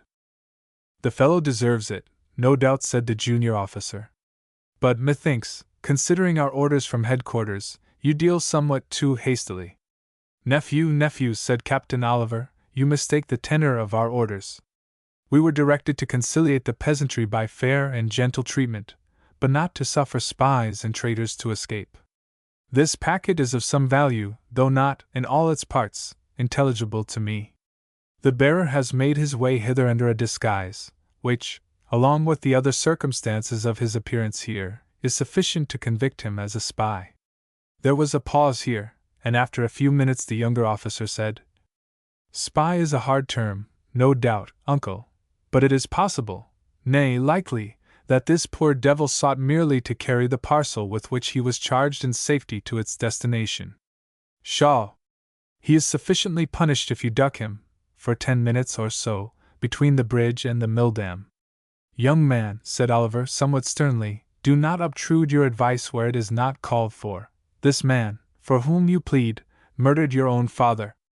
I could not see how this announcement affected the person to whom it was addressed, for his back was towards me, but I conjectured, easily, that my last poor chance was gone, for a long silence ensued. Captain Oliver at length resumed. "I know the villain well. I know him capable of any crime, but his last card is played, and the game is up. He shall not see the moon rise tonight." There was here another pause. Oliver rose, and going to the outer door, called, "Hewson! Hewson!" A grim-looking corporal entered. "Hewson, have your guard ready at 8 o'clock, with their carbines clean, and a round of ball cartridge each. Keep them sober, and further, plant 2 upright posts at the near end of the bridge, with a cross one at top, in the manner of a gibbet. See to these matters, Hewson. I shall be with you speedily." The corporal made his salutations, and retired. Oliver deliberately folded up the papers with which I had been commissioned, and placing them in the pocket of his vest, he said, Cunning Master Hardress Fitzgerald hath made a false step. The old fox is in the toils. Hardress Fitzgerald, I will blot you out." He repeated these words several times, at the same time rubbing his finger strongly upon the table, as if he sought to erase a stain. "I will blot you out." There was a kind of glee in his manner and expression which chilled my very heart. "You shall be first shot like a dog, and then hanged like a dog, shot tonight, and hung tomorrow, hung at the bridge head, hung, until your bones drop asunder." It is impossible to describe the exultation with which he seemed to dwell upon, and to particularize the fate which he intended for me. I observed, however, that his face was deadly pale, and felt assured that his conscience and inward convictions were struggling against his cruel resolve. Without further comment the 2 officers left the room, I suppose to oversee the preparations which were being made for the deed of which I was to be the victim. A chill, sick horror crept over me as they retired, and I felt, for the moment, upon the brink of swooning. This feeling, however, speedily gave place to a sensation still more terrible. A state of excitement so intense and tremendous as to border upon literal madness supervened. My brain reeled and throbbed as if it would burst. Thoughts the wildest and the most hideous flashed through my mind with a spontaneous rapidity that scared my very soul, while, all the time, I felt a strange and frightful impulse to burst into uncontrolled laughter. Gradually this fearful paroxysm passed away. I kneeled and prayed fervently, and felt comforted and assured. But still I could not view the slow approaches of certain death without an agitation little short of agony. I have stood in battle many a time when the chances of escape were fearfully small. I have confronted foemen in the deadly breach. I have marched, with a constant heart, against the cannon's mouth. Again and again has the beast which I best strode been shot under me. Again and again have I seen the comrades who walked beside me in an instant laid forever in the dust. Again and again have I been in the thick of battle, and of its mortal dangers, and never felt my heart shake, or a single nerve tremble. But now, helpless, manacled, imprisoned, doomed, forced to watch the approaches of an inevitable fate, to wait, silent and moveless, while death as it were crept towards me, human nature was taxed to the uttermost to bear the horrible situation. I returned again to the closet in which I had found myself upon recovering from the swoon. The evening sunshine and twilight was fast melting into darkness, when I heard the outer door, that which communicated with the guardroom in which the officers had been amusing themselves, opened and locked again upon the inside. A measured step then approached, and the door of the wretched cell in which I lay being rudely pushed open, a soldier entered, who carried something in his hand, but, owing to the obscurity of the place, I could not see what. "Art thou awake, fellow?" said he, in a gruff voice. "Stir thyself, get upon thy legs." His orders were enforced by no very gentle application of his military boot. "Friend," said I, rising with difficulty, "you need not insult a dying man. You have been sent hither to conduct me to death. Lead on. My trust is in God, that He will forgive me my sins, and receive my soul, redeemed by the blood of His Son." There here intervened a pause of some length, at the end of which the soldier said, in the same gruff voice, but in a lower key, "Look ye, comrade, it will be your own fault if you die this night. On one condition I promise to get you out of this hovel with a whole skin, but if you go to any of your gammon, by G, before 2 hours are past, you will have as many holes in your carcass as a target." "Name your conditions," said I, "and if they consist with honor, I will never balk at the offer." "Here they are. You are to be shot tonight, by Captain Oliver's orders. The carbines are cleaned for the job, and the cartridges served out to the men. By G, I tell you the truth." Of this I needed not much persuasion, and intimated to the man my conviction that he spoke the truth. "Well, then," he continued, "now for the means of avoiding this ugly business. Captain Oliver rides this night to headquarters, with the papers which you carried.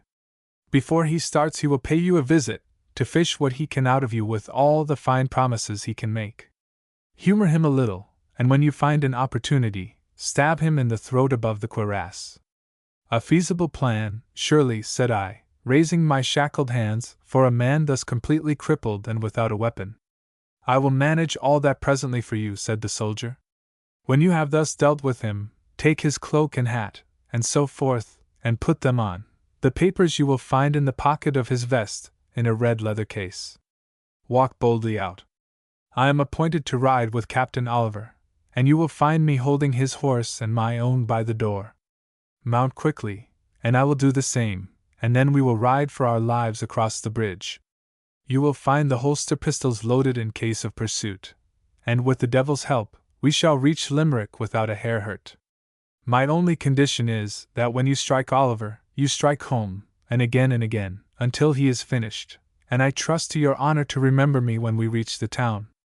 I cannot say whether I resolved right or wrong, but I thought my situation, and the conduct of Captain Oliver, warranted me in acceding to the conditions propounded by my visitant, and with alacrity I told him so, and desired him to give me the power, as he had promised to do, of executing them.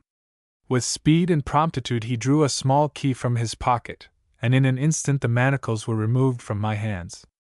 How my heart bounded within me as my wrists were released from the iron gripe of the shackles!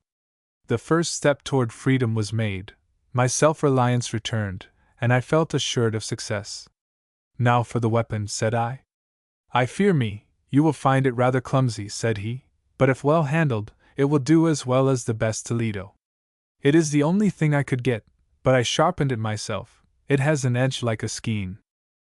He placed in my hand the steel head of a halberd.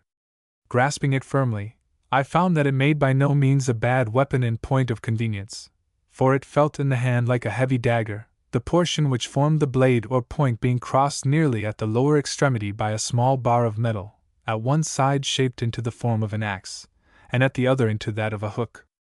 These two transverse appendages being muffled by the folds of my cravat, which I removed for the purpose, formed a perfect guard or hilt, and the lower extremity formed like a tube, in which the pike handle had been inserted, afforded ample space for the grasp of my hand.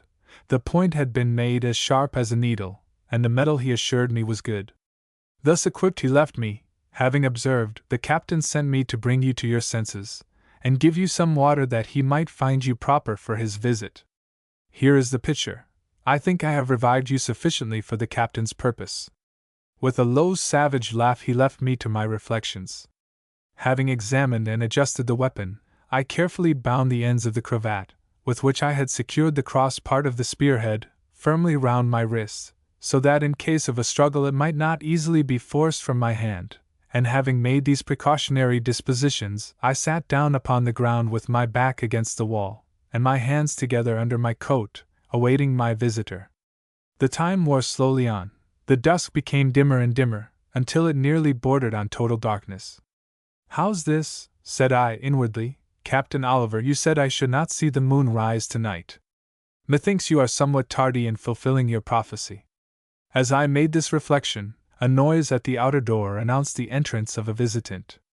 I knew that the decisive moment was come, and letting my head sink upon my breast, and assuring myself that my hands were concealed, I waited, in the attitude of deep dejection, the approach of my foe and betrayer. As I had expected, Captain Oliver entered the room where I lay. He was equipped for instant duty, as far as the imperfect twilight would allow me to see. The long sword clanked upon the floor as he made his way through the lobbies which led to my place of confinement. His ample military cloak hung upon his arm. His cocked hat was upon his head, and in all points he was prepared for the road. This tallied exactly with what my strange informant had told me.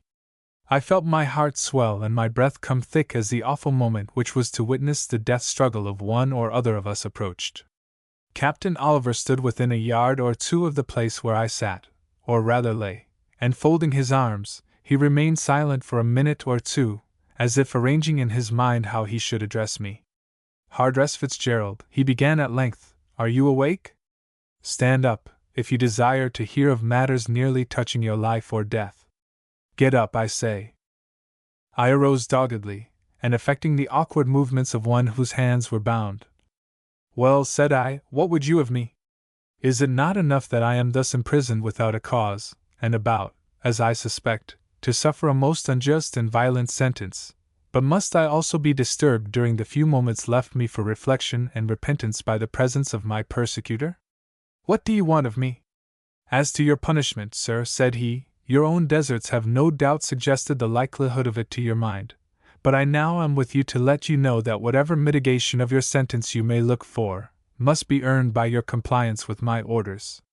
You must frankly and fully explain the contents of the packet which you endeavored this day to destroy, and further, you must tell all that you know of the designs of the Popish rebels. And if I do this I am to expect a mitigation of my punishment, is it not so? Oliver bowed. And what is this mitigation to be? On the honor of a soldier, what is it to be? Inquired I. When you have made the disclosure required, he replied, you shall hear. 'Tis then time to talk of indulgences. Methinks it would then be too late, answered I. But a chance is a chance, and a drowning man will catch at a straw. You are an honorable man, Captain Oliver. I must depend, I suppose, on your good faith. Well, sir, before I make the desired communication I have one question more to put. What is to befall me in case that I, remembering the honor of a soldier and a gentleman, reject your infamous terms, scorn your mitigations, and defy your utmost power? In that case, replied he, coolly, before half an hour you shall be a corpse. Then God have mercy on your soul, said I, and springing forward I dashed the weapon which I held at his throat. I missed my aim, but struck him full in the mouth with such force that most of his front teeth were dislodged, and the point of the spearhead passed out under his jaw, at the ear. My onset was so sudden and unexpected that he reeled back to the wall, and did not recover his equilibrium in time to prevent my dealing a second blow, which I did with my whole force. The point unfortunately struck the cuirass, near the neck, and glancing aside it inflicted but a flesh wound, tearing the skin and tendons along the throat. He now grappled with me, strange to say, without uttering any cry of alarm, being a very powerful man, and if anything rather heavier and more strongly built than I, he succeeded in drawing me with him to the ground. We fell together with a heavy crash, tugging and straining in what we were both conscious was a mortal struggle.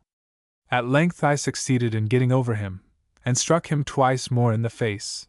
Still he struggled with an energy which nothing but the tremendous stake at issue could have sustained. I succeeded again in inflicting several more wounds upon him, any one of which might have been mortal. While thus contending he clutched his hands about my throat, so firmly that I felt the blood swelling the veins of my temples and face almost to bursting. Again and again I struck the weapon deep into his face and throat, but life seemed to adhere in him with an almost insect tenacity. My sight now nearly failed, my senses almost forsook me. I felt upon the point of suffocation when, with one desperate effort, I struck him another, and a last blow in the face. The weapon which I wielded had lighted upon the eye, and the point penetrated the brain. The body quivered under me, the deadly grasp relaxed, and Oliver lay upon the ground a corpse. As I arose and shook the weapon and the bloody cloth from my hand, the moon which he had foretold I should never see rise shone bright and broad into the room, and disclosed, with ghastly distinctness, the mangled features of the dead soldier. The mouth, full of clotting blood and broken teeth, lay open. The eye, close by whose lid the fatal wound had been inflicted, was not, as might have been expected, bathed in blood, but had started forth nearly from the socket, and gave to the face, by its fearful unlikeness to the other glazing orb, a leer more hideous and unearthly than fancy ever saw. The wig, with all its rich curls, had fallen with the hat to the floor, leaving the shorn head exposed, and in many places marked by the recent struggle. The rich lace cravat was drenched in blood, and the gay uniform in many places soiled with the same. It is hard to say with what feelings I looked upon the unsightly and revolting mass which had so lately been a living and a comely man. I had not any time, however, to spare for reflection. The deed was done, the responsibility was upon me, and all was registered in the book of that God who judges rightly. With eager haste I removed from the body such of the military accoutrements as were necessary for the purpose of my disguise. I buckled on the sword, drew off the military boots, and donned them myself, placed the brigadier wig and cocked hat upon my head, threw on the cloak, drew it up about my face, and proceeded, with the papers which I found as the soldier had foretold me, and the key of the outer lobby, to the door of the guard-room. This I opened, and with a firm and rapid tread walked through the officers, who rose as I entered, and passed without question or interruption to the street door. Here I was met by the grim-looking Corporal, Hewson, who, saluting me, said, "How soon, Captain, shall the file be drawn out and the prisoner dispatched?" "In half an hour," I replied, without raising my voice. The man again saluted, and in 2 steps I reached the soldier who held the 2 horses, as he had intimated. "Is all right?" said he, eagerly. "Aye," said I, "which horse am I to mount?" He satisfied me upon this point, and I threw myself into the saddle. The soldier mounted his horse, and dashing the spurs into the flanks of the animal which I best strode, we thundered along the narrow bridge. At the far extremity a sentinel, as we approached, called out, "Who goes there? Stand, and give the word." Heedless of the interruption, with my heart bounding with excitement, I dashed on, as did also the soldier who accompanied me. "Stand, or I fire." "Give the word," cried the sentry.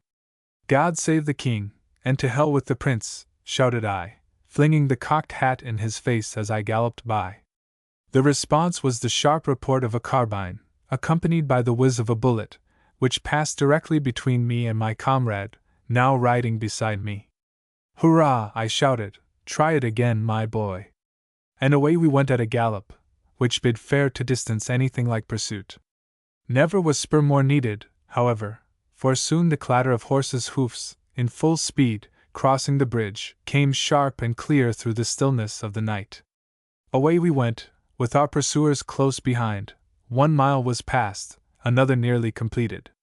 The moon now shone forth, and turning in the saddle, I looked back upon the road we had passed.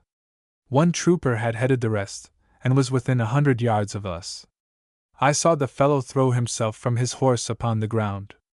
I knew his object, and said to my comrade, "Lower your body, lie flat over the saddle, the fellow is going to fire." I had hardly spoken when the report of a carbine startled the echoes, and the ball, striking the hind leg of my companion's horse, the poor animal fell headlong upon the road, throwing his rider head foremost over the saddle. My first impulse was to stop and share whatever fate might await my comrade, but my second and wiser one was to spur on, and save myself and my dispatch. I rode on at a gallop, turning to observe my comrade's fate. I saw his pursuer, having remounted, ride rapidly up to him, and on reaching the spot where the man and horse lay, rein in and dismount. He was hardly upon the ground, when my companion shot him dead with one of the holster pistols which he had drawn from the pipe, and leaping nimbly over a ditch at the side of the road, he was soon lost among the ditches and thorn bushes which covered that part of the country.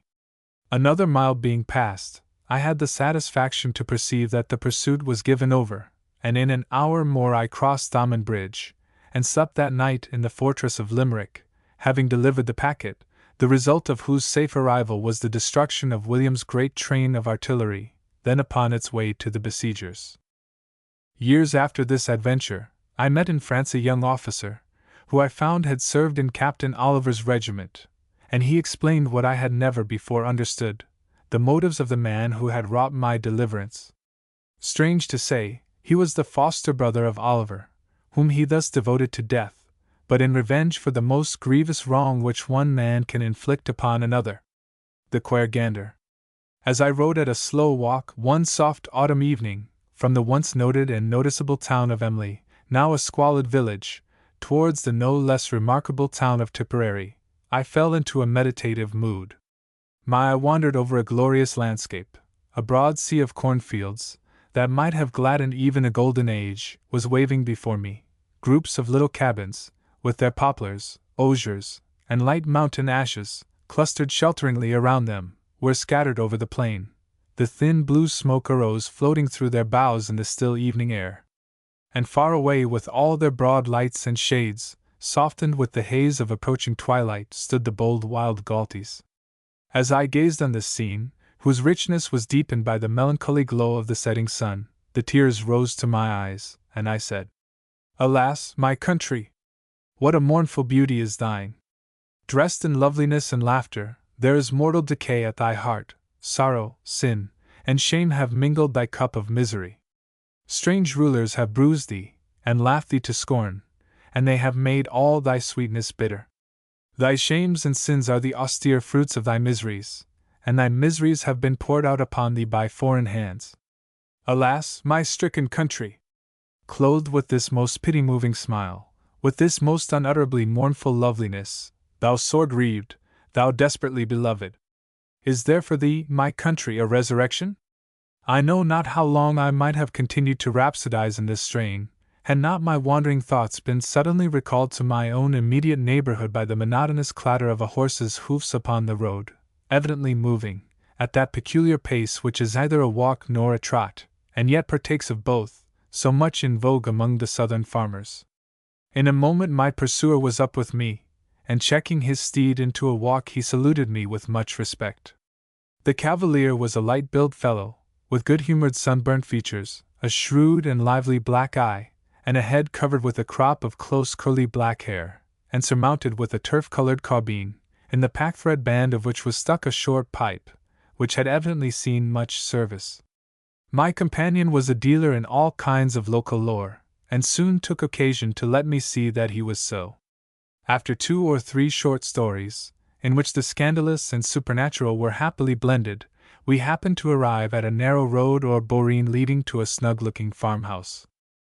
"That's a comfortable bit for a farm," observed my comrade, pointing towards the dwelling with his thumb, "a snug spot, and belongs to the Moonies this long time. 'Tis a noted place for what happened with the famous Gundair there in former times." "And what was that?" inquired I. "What was it happened with the Gundair?" ejaculated my companion in a tone of indignant surprise. "The Gundair for Ballamacrucker, the Gundair! Your Reverence must be a stranger in these parts. Sure every fool knows all about the Gundair, and Terence Mooney, that was, rest his soul. Begorra, 'tis surprisin' to me how in the world you didn't hear for the Gundair, and maybe it's funny me ye are, your Reverence." I assured him to the contrary, and conjured him to narrate to me the facts, an unacquaintance with which was sufficient, it appeared, to stamp me as an ignoramus of the first magnitude.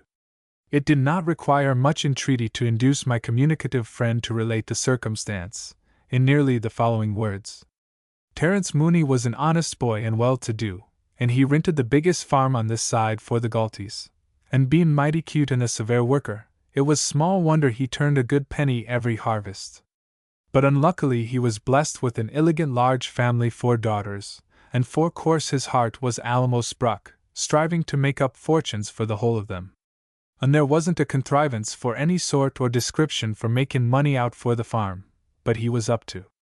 Well, among the other ways he had for getting up in the world, he always kept a power for turkeys, and all sorts for poultry, and he was out for all Ross on partial to geese, and small blame to him for that same, for twice the year you can pluck them as bare as my hand, and get a fine price for the feathers, and plenty of raw sizable eggs, and when they are too old to lay any more, you can kill them, and sell them to the gentlemen for goslings. Geesey, let alone that a goose is the most manly bird. That is out. Well, it happened in the course foretime that one old Gundair tuck a wonderful leaking to Terence, and divil a place he could go serened in about the farm, or looking after the men, but the Gundair I'd be at his heels, and rubbing himself agin his legs, and looking up in his face just like any other Christian I'd do, and begorra, the likes for it was never seen, Terence Mooney and the Gundair war so great. And at last the bird was so engaging that Terence would not allow it to be plucked any more, and kept it from that time out for love and affection, just all as one like one for his childer. But happiness and perfection never lasts long, and the neighbors begin to suspect the nather and intentions for the Gundair, and some for them said it was the divil, and more for them that it was a fairy. Well, Terence could not but hear something of what was saying, and you may be sure he was not altogether asy in his mind about it, and from one day to another he was getting more uncomfortable in himself, until he determined to send for Jagarvin, the fairy doctor in Garryowen, and it's he was the illigant hand at the business, and divil a spirit I'd say a crass word to him, no more nor a priest. And moreover he was very great wid old Terence Mooney, this man's father that was. So without more about it he was sent for, and sure enough the divil along he was about it, for he came back that very evening along with the boy that was sent for him, and as soon as he was there, and tuck his supper, and was done talkin' for a while, he beginned of course to look into the Gundair. Well, he turned it this away and that away, to the right and to the left, and straightways and upside down, and when he was tired handlin' it, says he to Terence Mooney, "Terence," says he, "you must remove the bird into the next room," says he, "and put a petticoat," says he, "or any other convenience round his head," says he. "And why so?" says Terence. "Becase," says he. "Becase what?" says Terence. "Becase," says "if it isn't done you'll never be asy again," says he, "or pusillanimous in your mind," says he. "So ax no more questions, but do my bid-in," says he. "Well," says Terence, "have your own way," says he. And with that he tuck the old Gundair, and give it to one for the goslings. "And take care," says he, "don't smother the crather," says he. Well, as soon as the bird was gone, says Jagarvin, says he, "Do you know what that old Gundair is, Terence Mooney?" "Divil a taste," says Terence. "Well then," says the Gundair is your own father," says he. It's joking you are, says Terence, turning mighty pale. How can an old Gundir be my father? Says he. I'm not funning you at all, says J. It's through what I tell you, it's your father's wandering soul, says he. That's naturally tuck possession for the old Gundir's body, says he. I know him many ways, and I wonder, says he. You do not know the cock for his eye yourself, says he. Oh, blur and ages, says Terence. What the divil will I ever do at all, says he. It's all over with me, for I plucked him 12 times at the last, says he. That can't be helped now, says J. It was a severe act surely, says he. But it's too late to lament for it now, says he. The only way to prevent what's past, says he, is to put a stop to it before it happens, says he. Through for you, says Terence. But how the divil did you come to the knowledge for my father's soul, says he. Being in the Auld Gundir, says he. If I told you, says J, you would not understand me, says he. Without book larnin' and gastronomy, says he. So ask me no questions, says he, and I'll tell you no lies. But believe me in this much, says he. It's your father that's in it, says he. And if I don't make him spake tomorrow mornin', says he, I'll give you lave to call me a fool, says he. Say no more, says Terence. That settles the business, says he. And oh, blur and ages is not a queer thing, says he, for a decent respectable man, says he, to be walking about the country in the shape for an old Gundir, says he. And oh, murder! Is not it often I plucked him, says he, and tunder and ounds might not I have ate him, says he, and with that he fell into a good perspiration, savon your presence, and was on the pint for faintin' with the bare notions for it. Well, when he was come to himself again, says Jerry to him quite an asy. Terence, says he, don't be aggravatin' yourself, says he, for I have a plan composed that'll make him spake out, says he, and tell what it is in the world he's wantin', says he.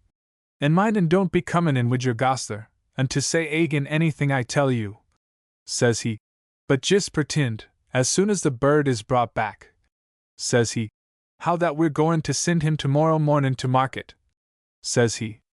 And if he don't spake tonight, says he, or gother himself out for the place, says he, put him into the hamper early, and send him in the cart, says he, straight to Tipperary, to be sold for aiding, says he, along with the 2 gossoons, says he. And my name isn't Jagarvin, says he, if he doesn't spake out before he's halfway, says he. And mine, says he, as soon as he says the first word, says he, that very minute bring him aft to Father Crotty, says he. And if his reverence doesn't make him retire, says he, like the rest for his parishioners, glory be to God, says he, into the seclusion for the flames for purgatory, says he. There's no virtue in my caroms, says he. Well, would that the old Gundir was let into the room again, and they all bidgin to talk for sin in him the next mornin' to be sold for roastin' in Tipperary, just as if it was a thing and outingly settled. But divil a noticed the Gundir tuck, no more nor if they were spaking for the Lord Lieutenant, and Terence desired the boys to get ready the kish for the poultry, and to settle it out wid hay soft and snug, says he, for it's the last jauntin' the poor old Gundir 'll get in this world, says he. Well, as the night was gettin' late, Terence was growin' mighty sorrowful and downhearted in himself entirely with the notions for what was goin' to happen. And as soon as the wife and the crathers were fairly in bed, he brought out some illigent poteen, and himself and Jagarvin sat down to it, and begorra, the more honesty Terence got, the more he drank, and himself and Jagarvin finished a quart between them. It wasn't an imperial though, and more's the pity, for them wasn't invented antil short since. But divil a much matter it signifies any longer if a pint could hood 2 quarts, let alone what it does, since Father Matthew, the Lord purloin his reverence, begin to give the pledge, and with the blessin' for temperance to degenerate Ireland. And begorra, I have the medal myself, and it's proud I am for that same, for abstemiousness is a fine thing, although it's mighty dhri. Well, when Terence finished his pint, he thought he might as well stop. For enough is as good as a fast, says he. And I pity the vagabond, says he, that is not able to control his liquor, says he, and to keep constantly inside for a pint measure, said he, and with that he wished Jagarvin a good night, and walked out for the room. But he went out the wrong door, being a thrifle hearty in himself, and not rightly knowing whether he was standing on his head or his heels, or both for them at the same time, and in place for getting into bed, where did he thrun himself but into the poultry hamper, that the boys had settled out ready for the Gundayer in the morning.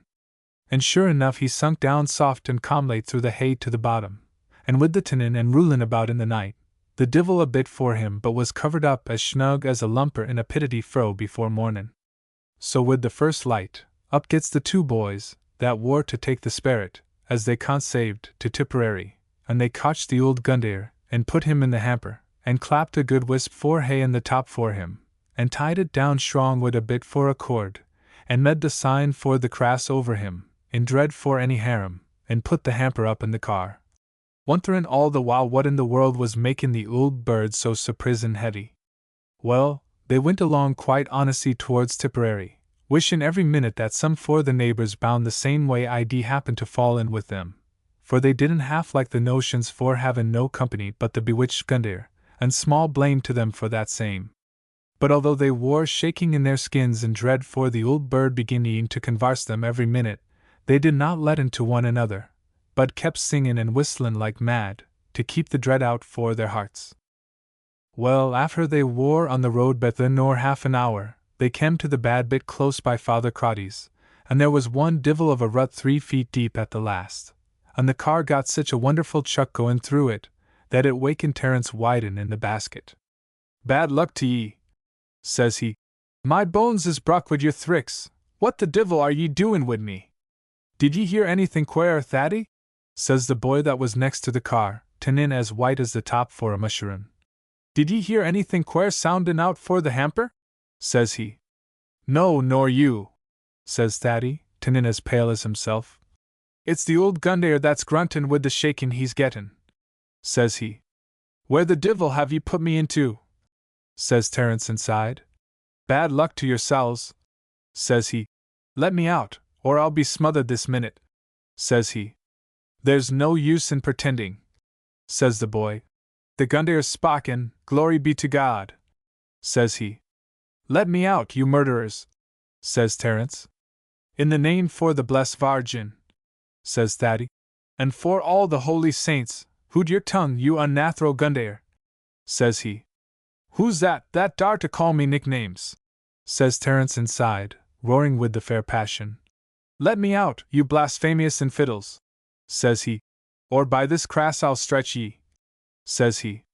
In the name for all the blessed saints in heaven, says Thaddy. Who the divil are ye? Who the divil would I be, but Terence Mooney, says he. It's myself that's in it, you unmerciful bliggards, says he. Let me out, or by the holy, I'll get out in spite for yes, says he. And by jabbers I'll wallop yes in arnest, says he. It's old Terence, sure enough, says Thaddy. Isn't it cute the fairy doctor found him out, says he. I'm in the pint for snuffication, says Terence. Let me out, I tell you, and wait till I get at ye, says he. For begorra, the divil a bone in your body but I'll powder, says he. And with that, he began kickin' and flingin' inside in the hamper, and driven his legs eggin' the sides for it, that it was a wonder he did not knock it to pieces.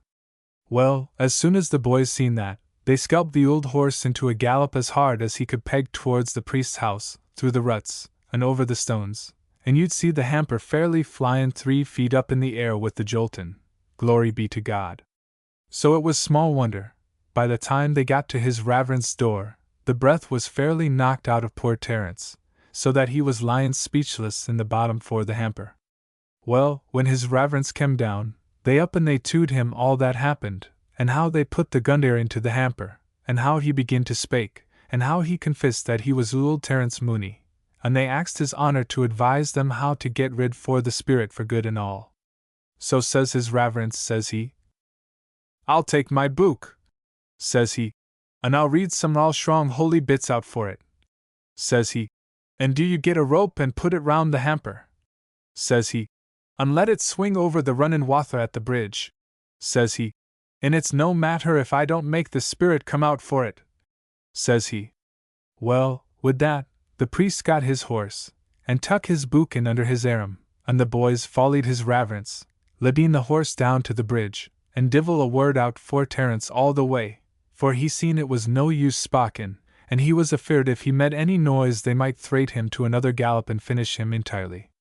Well, as soon as they wore all come to the bridge, the boys tucked the rope they had with them, and met it fast to the top for the hamper and swung it fairly over the bridge, letting it hang in the air about 12 feet out for the water.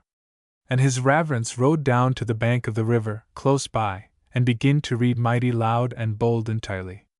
And when he was going on about 5 minutes, all at once the bottom for the hamper came out, and down went Terence, falling splash dash into the water, and the old Gundair ate up for him. Down they both went to the bottom, with a souse you'd hear half a mile off. And before they had time to rise again, his Reverence, with the fair astonishment, give his horse one dig for the spurs, and before he knew where he was, in he went, horse and all, atop for them, and down to the bottom. Up they all came again together, gaspin' and puffin', and off down with the current with them, like shot in under the arch for the bridge till they came to the shallow water. The old Gundair was the first out, and the priest and Terence came next, pantin' and blowin' and more than half drownded, and his Reverence was so freckened with the drowndin' he got, and with the sight for the spirit, as he can't saved, that he wasn't the better of it for a month. And as soon as Terence could spake, he swore he'd have the life of the two gossoons, but Father Crotty would not give him his will. And as soon as he was got quieter, they all endevoured to explain it, but Terence can't saved he went rawly to bed the night before, and his wife said the same to shield to him from the suspicion for having throp taken. And his Reverence said it was a mystery, and swore if he cotched any one Logan at the accident, he'd lay the horsewhip across there should hers. And Terence grew fonder and fonder for the Gundair every day, until at last he died in a wonderful old age, lavin' the Gundair after him and a large family for childher. And to this day the farm is rented by one for Terence Mooney's lineal and legitimate posteriors. Billy Maloney's taste of love and glory. Let the reader fancy a soft summer evening, the fresh dews falling on bush and flower. The sun has just gone down, and the thrilling vespers of thrushes and blackbirds ring with a wild joy through the saddened air. The west is piled with fantastic clouds, and clothed in tints of crimson and amber, melting away into a wan green, and so eastward into the deepest blue, through which soon the stars will begin to peep. Let him fancy himself seated upon the low mossy wall of an ancient churchyard, where hundreds of grey stones rise above the sward, under the fantastic branches of 2 or 3 half-withered ash trees, spreading their arms in everlasting love and sorrow over the dead. The narrow road upon which I and my companion await the tax cart that is to carry me and my basket, with its rich fruitage of speckled trout, away, lies at his feet, and far below spreads an undulating plain, rising westward again into soft hills, and traversed, every here and there visibly, by a winding stream which, even through the mists of evening, catches and returns the funereal glories of the skies. As the eye traces its wayward wanderings, it loses them for a moment in the heaving verdure of white thorns and ash, from among which floats from some dozen rude chimneys, mostly unseen, the transparent blue film of turf smoke. There we know, although we cannot see it, the steep old bridge of Carricatrum spans the river, and stretching away far to the right the valley of Lisnamo, its steeps and hollows, its straggling hedges, its fair green, its tall scattered trees, and old grey tower, are disappearing fast among the discolored tints and haze of evening. Those landmarks, as we sit listlessly expecting the arrival of our modest conveyance, suggest to our companion, a bare-legged Celtic brother of the gentle craft, somewhat at the wrong side of 40, with a turf-colored carbine, patched frieze, a clear brown complexion, dark grey eyes, and a right pleasant dash of roguery in his features, the tale, which, if the reader pleases, he is welcome to hear along with me just as it falls from the lips of our humble comrade. His words I can give, but your own fancy must supply the advantages of an intelligent, expressive countenance, and what is perhaps harder still, the harmony of his glorious brogue, that, like the melodies of our own dear country, will leave a burden of mirth or of sorrow with nearly equal propriety, tickling the diaphragm as easily as it plays with the heartstrings, and is in itself a national music that, I trust, may never, never, scouted and despised though it be, never cease, like the lost tones of our harp, to be heard in the fields of my country, in welcome or endearment, in fun or in sorrow, stirring the hearts of Irish men and Irish women.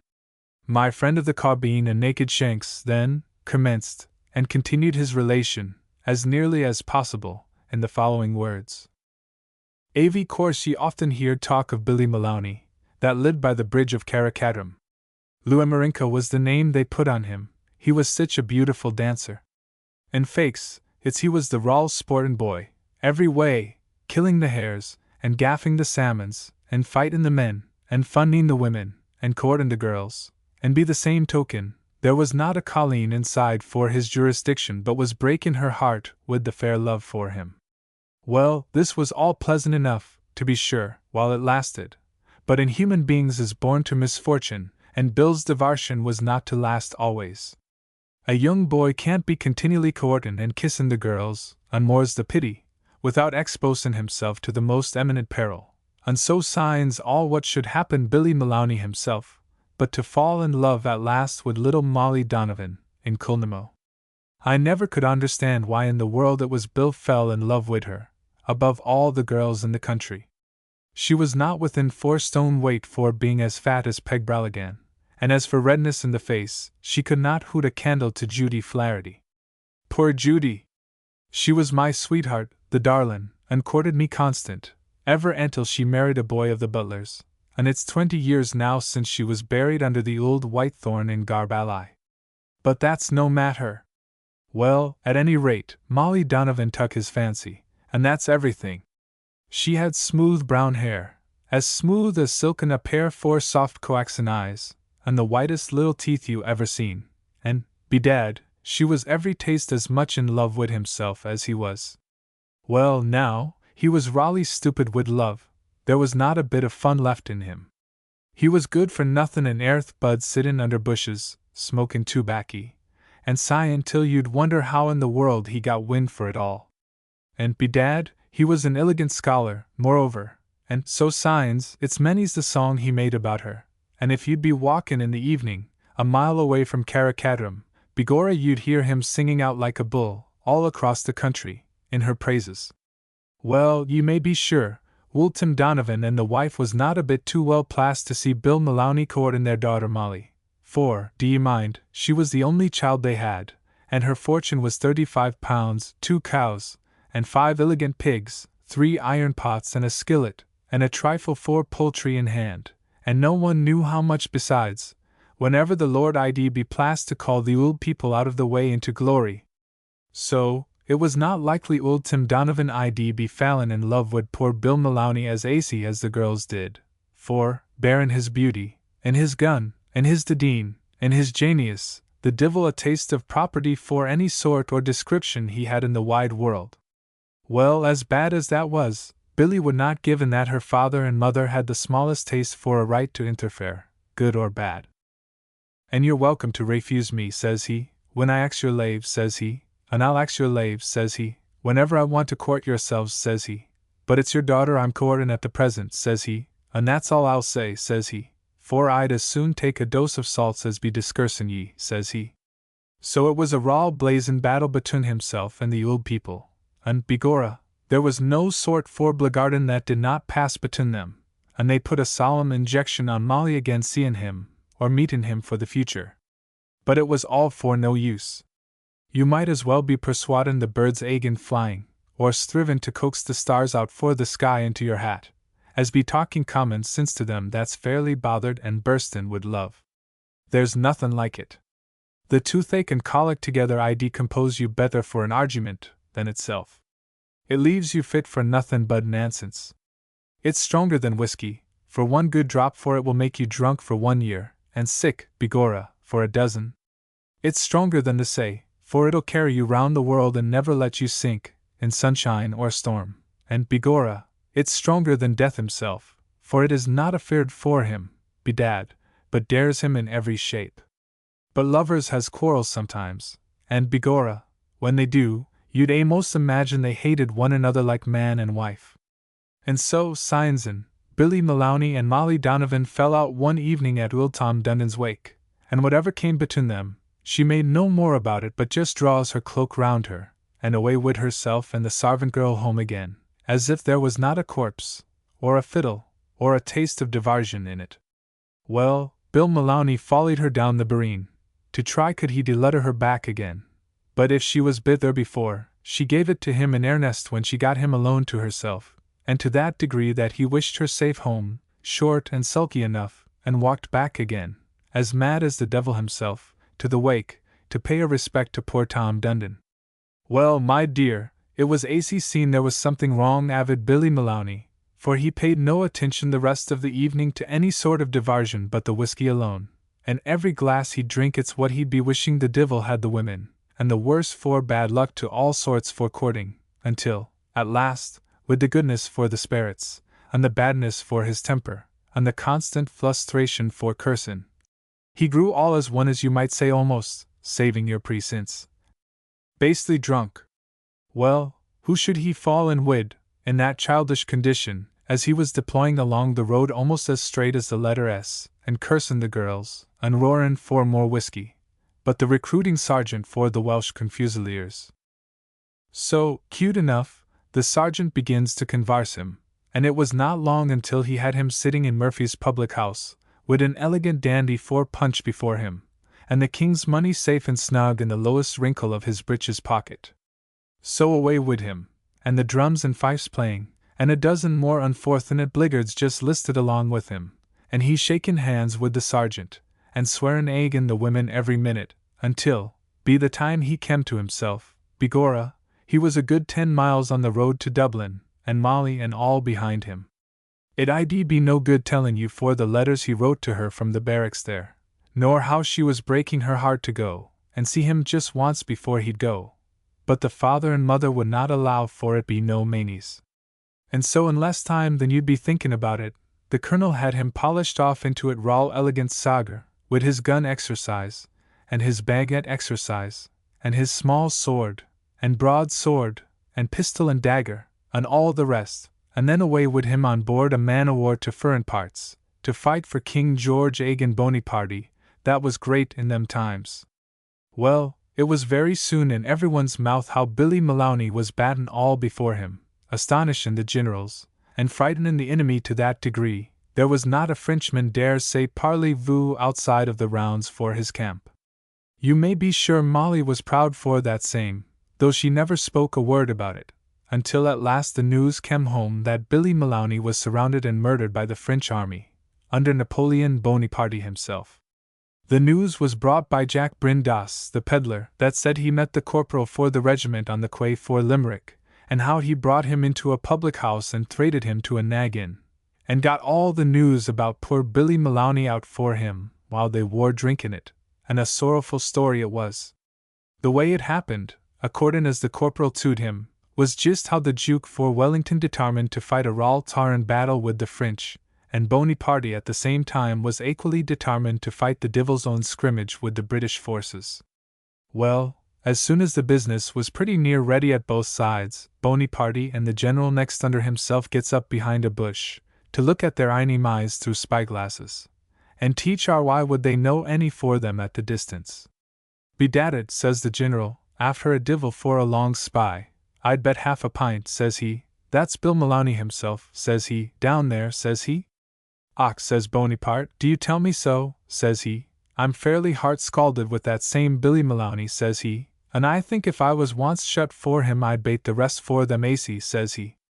I'm thinking so myself, says the general, says he, but he's a tough bye, says he. Tough, says Bonaparte, he's the divil, says he. Begorra, I'd be better placed, says the general, says he, to take himself than the Duke for Wellington, says he, and Sir Edward Blakeney into the bargain, says he. The Duke of Wellington and General Blakeney, says Bonaparte, is great for planning, no doubt, says he, but Billy Maloney's the boy for action, says he, and action's everything, just now, says he. So with that Bonaparte pushes up his cocked hat, and begins scratching his head, and thinning and considerin' for the bare life, and at last says he to the General, General, command her for all the forces, says he, I've hot it, says he, order out the forlorn hope, says he, and give them as much powder, both glazed and blasting, says he, and as much bullets do ye mind, and swan drops and chain shot, says he, and all sorts for weapons and combustibles as they can carry, and let them surround Bill Maloney, says he, and if they can get any sort for an advantage, says he, let them knock him to smithereens, says he, and then take him prisoner, says he, and tell all the band men for the French army, says he, to play up Gary Owen, to keep up their spirits, says he, all the time they're advancin'. And you may promise them anything you like in my name, says he, for, by my sowl, I don't think it's many for them 'll come back to trouble us, says he, winkin' at him. So away with the General, and he orders out the forlorn hope, all tells the band to play, and everything else, just as Bonaparte desired him. And sure enough, when Billy Maloney heard the music where he was standin' taking a blast of the Didine to compose his mind for murderin' the Frenchman as usual, being mighty partial to that tune entirely, he cocks his ear a one side, and down he stoops to listen to the music.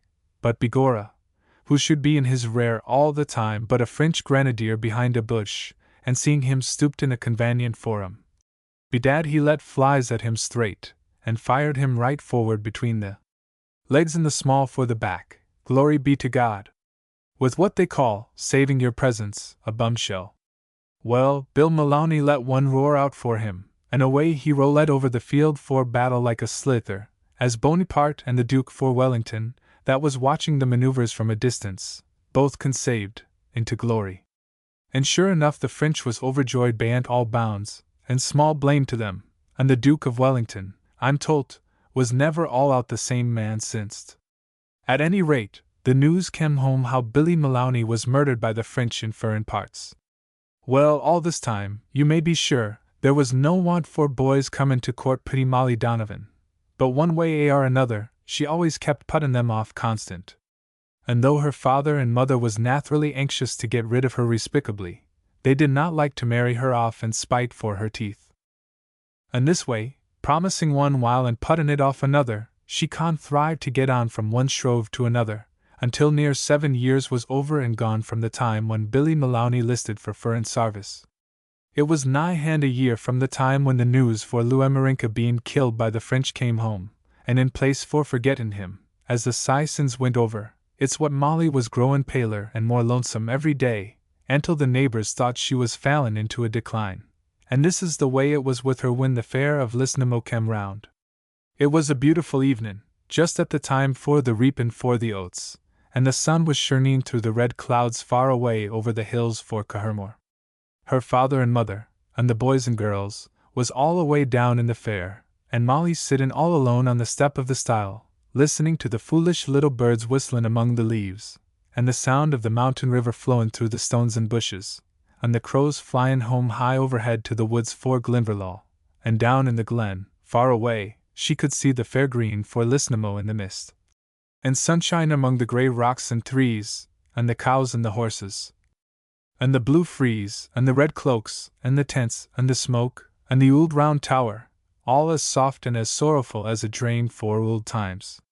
And while she was looking this way, and thinking for Louis-Marinka, poor Bill for the dance, that was sleepin' in his lonesome glory in the fields for Spain, she began to sing the song he used to like so well in the old times. And when she ended the verse, what do you think but she heard a manly voice just at the other side for the hedge, singing the last words over again. Well, she knew it. Her heart fluthered up like a little bird that I'd be wounded, and then dropped still in her breast. It was himself. In a minute he was through the hedge and standing before her. Louem, says she. Mavournin Quishla Macree, says he, and without another word they were locked in one another's arms. Well, it'd only be nonsense for me thryin' and tell ye all the foolish things they said, and how they looked in one another's faces, and laughed, and cried, and laughed again, and how, when they came to themselves, and she was able at last to believe it was Raleigh Billy himself that was there, actually holdin' her hand, and lookin' in her eyes the same way as ever, barrin' he was browner and bolder, and did not, maybe, looked quite as merry in himself as he used to do in former times, and fond her.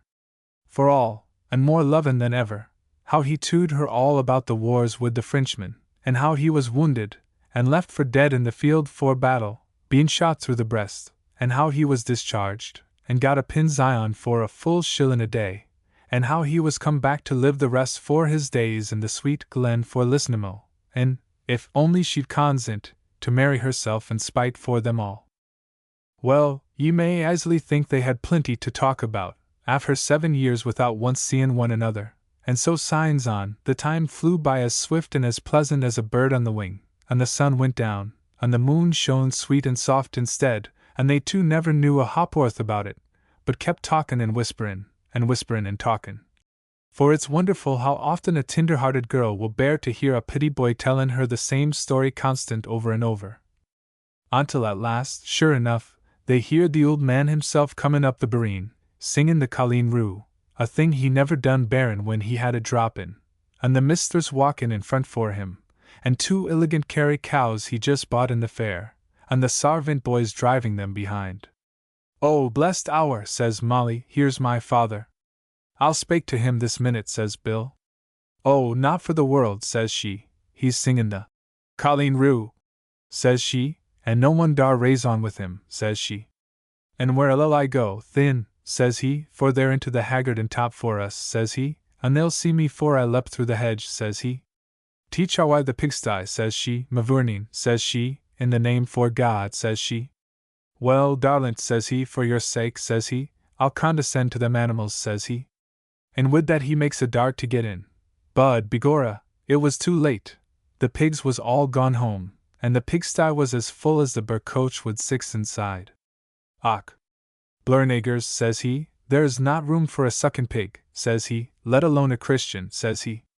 "Well, run into the house, Billy," says she, "this minute," says she, "and hide yourself until they're quiet," says she, "and thin you can steal out," says she, "anknowns to them all," says she. "I'll do your bid in," says he, Molly asked her, says he. "Runnin' thin," says she, "and I'll go and meet them," says she. So with that away wid her, and in went Billy, and where he hide himself but in a little closet that was off for the room where the old man and woman slept. So he closed the door, and sot down in an old chair he found there convenient. Well, he was not well in it when all the rest for them comes into the kitchen, and old Tim Donovan singin' the Colleen Roo for the bare life, and the rest for them strivin' to humor him, and doin' exactly everything he bid them, because they seen he was foolish be the mainies for the liquor. Well, to be sure all this kept them long enough, you may be sure, from goin' to bed, so that Billy could get no manner for an advantage to get out for the house, and so he stayed sittin' in the dark closet in state, cursin' the Colleen Roo, and wonderin' to the divil when they'd get the old man into his bed. And, as if that was not delay enough, who should come in to stop for the night but Father O'Flaherty, of Cahirmore, that was buyin' a horse at the fair. And avy course, there was a bed to be med down for his raverence, and some other attentions, and a long discourse himself and old Mrs.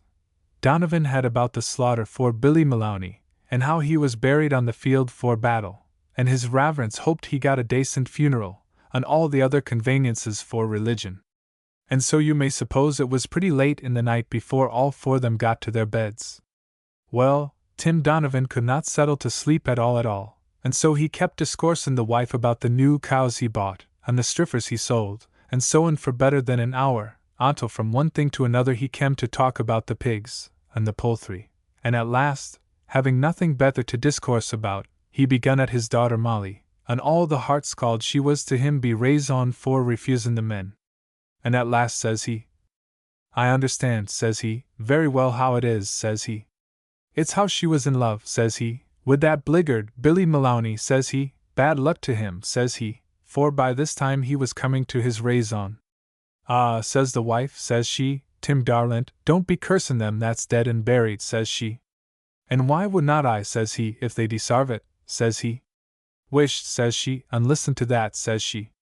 "In the name of the blessed Vargin," says she, "what is it?" says she. And sure enough what was it but Bill Maloney that was droppin' asleep in the closet, and snorin' like a church organ. "Is it a pig," says he, "or is it a Christian?" "Arrah! Listen to the tune for it," says she, Sure a pig never done the like as that, says she. Whatever it is, says he, it's in the room wid us, says he. The Lord be marciful to us, says he. I tood you not to be cursin', says she. Bad luck to you, says she, for an Ahmadhan, for she was a very religious woman in herself. Sure, he's buried in Spain, says he, and it is not for one little innocent expression, says he be comin' all that away to annoy the house, says he. Well, while they war talkin', Bill turns in the way he was sleepin' into an acier imposture, and as soon as he stopped snorin' old Tim Donovan's courage riz agin, and says he, I'll go to the kitchen, says he, and light a rish, says he. And with that away wid him, and the wife kept workin' the beads all the time, and before he came back Bill was snorin' as loud as ever.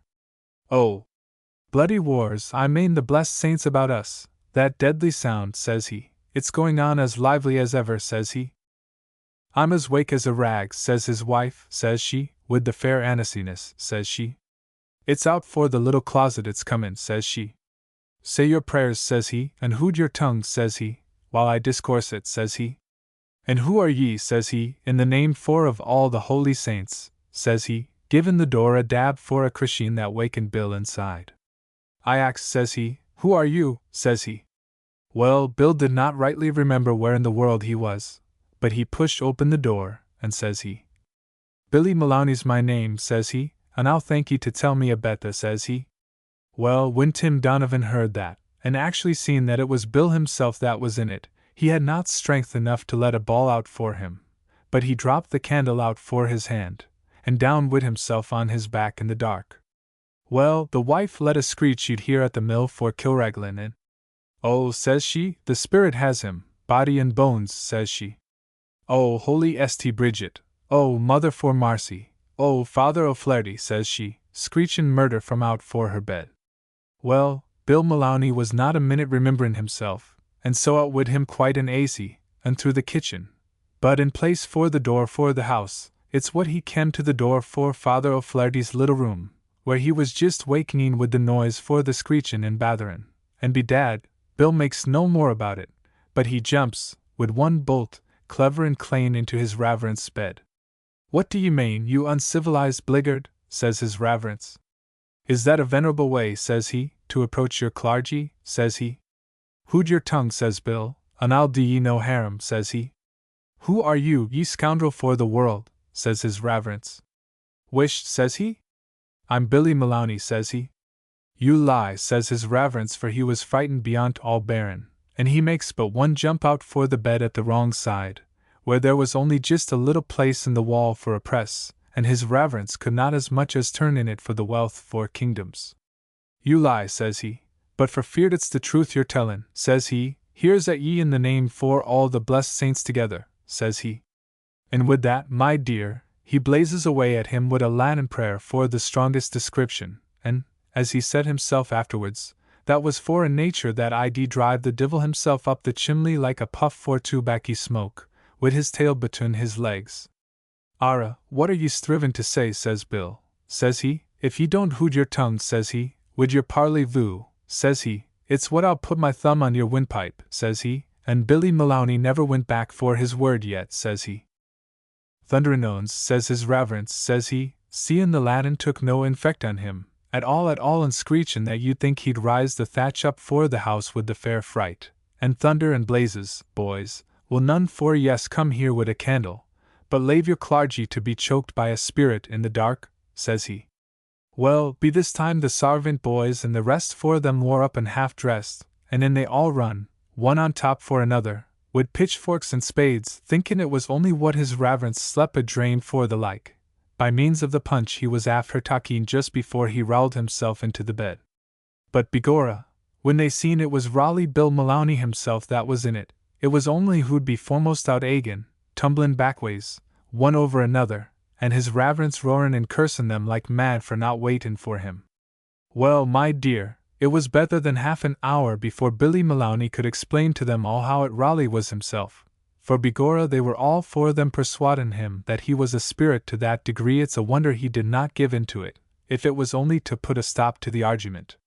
Well, his Raverence to the old people then, there was no use in strivin' agin the will for Providence and the vagaries for love united, and when they came to understand to a sartainty how Billy had a shillin' a day for the rest for his days, begorra they took rather a liking to him, and considered at once how he must have riz out of all his nonsense entirely, or his gracious majesty I'd never have condescended to show him his countenance that way every day of his life, on a silver shillin'.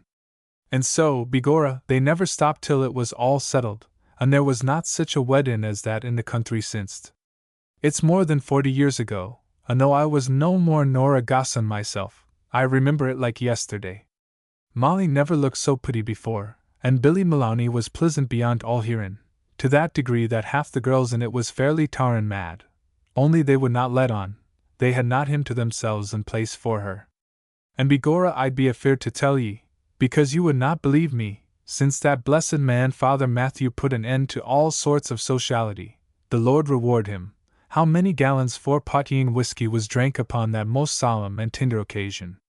Pat Hanlon, the piper, had a favor out for it, and Neddy Sean Haig, mounting his horse the wrong way, broke his collarbone, by the manies for fallin' over his tail while he was feelin' for his head, and Pater Brian, the horse doctor, I am too'd, was never quite right in the head ever after, and old Tim Donovan was singin' the Colleen Rune night and day for a full week, and begorra the weddin' was only the foundation for fun, and the beginning for divarsion, for there was not a year for 10 years after and more, but brought round a christenin' as regular as the Saysons revarded.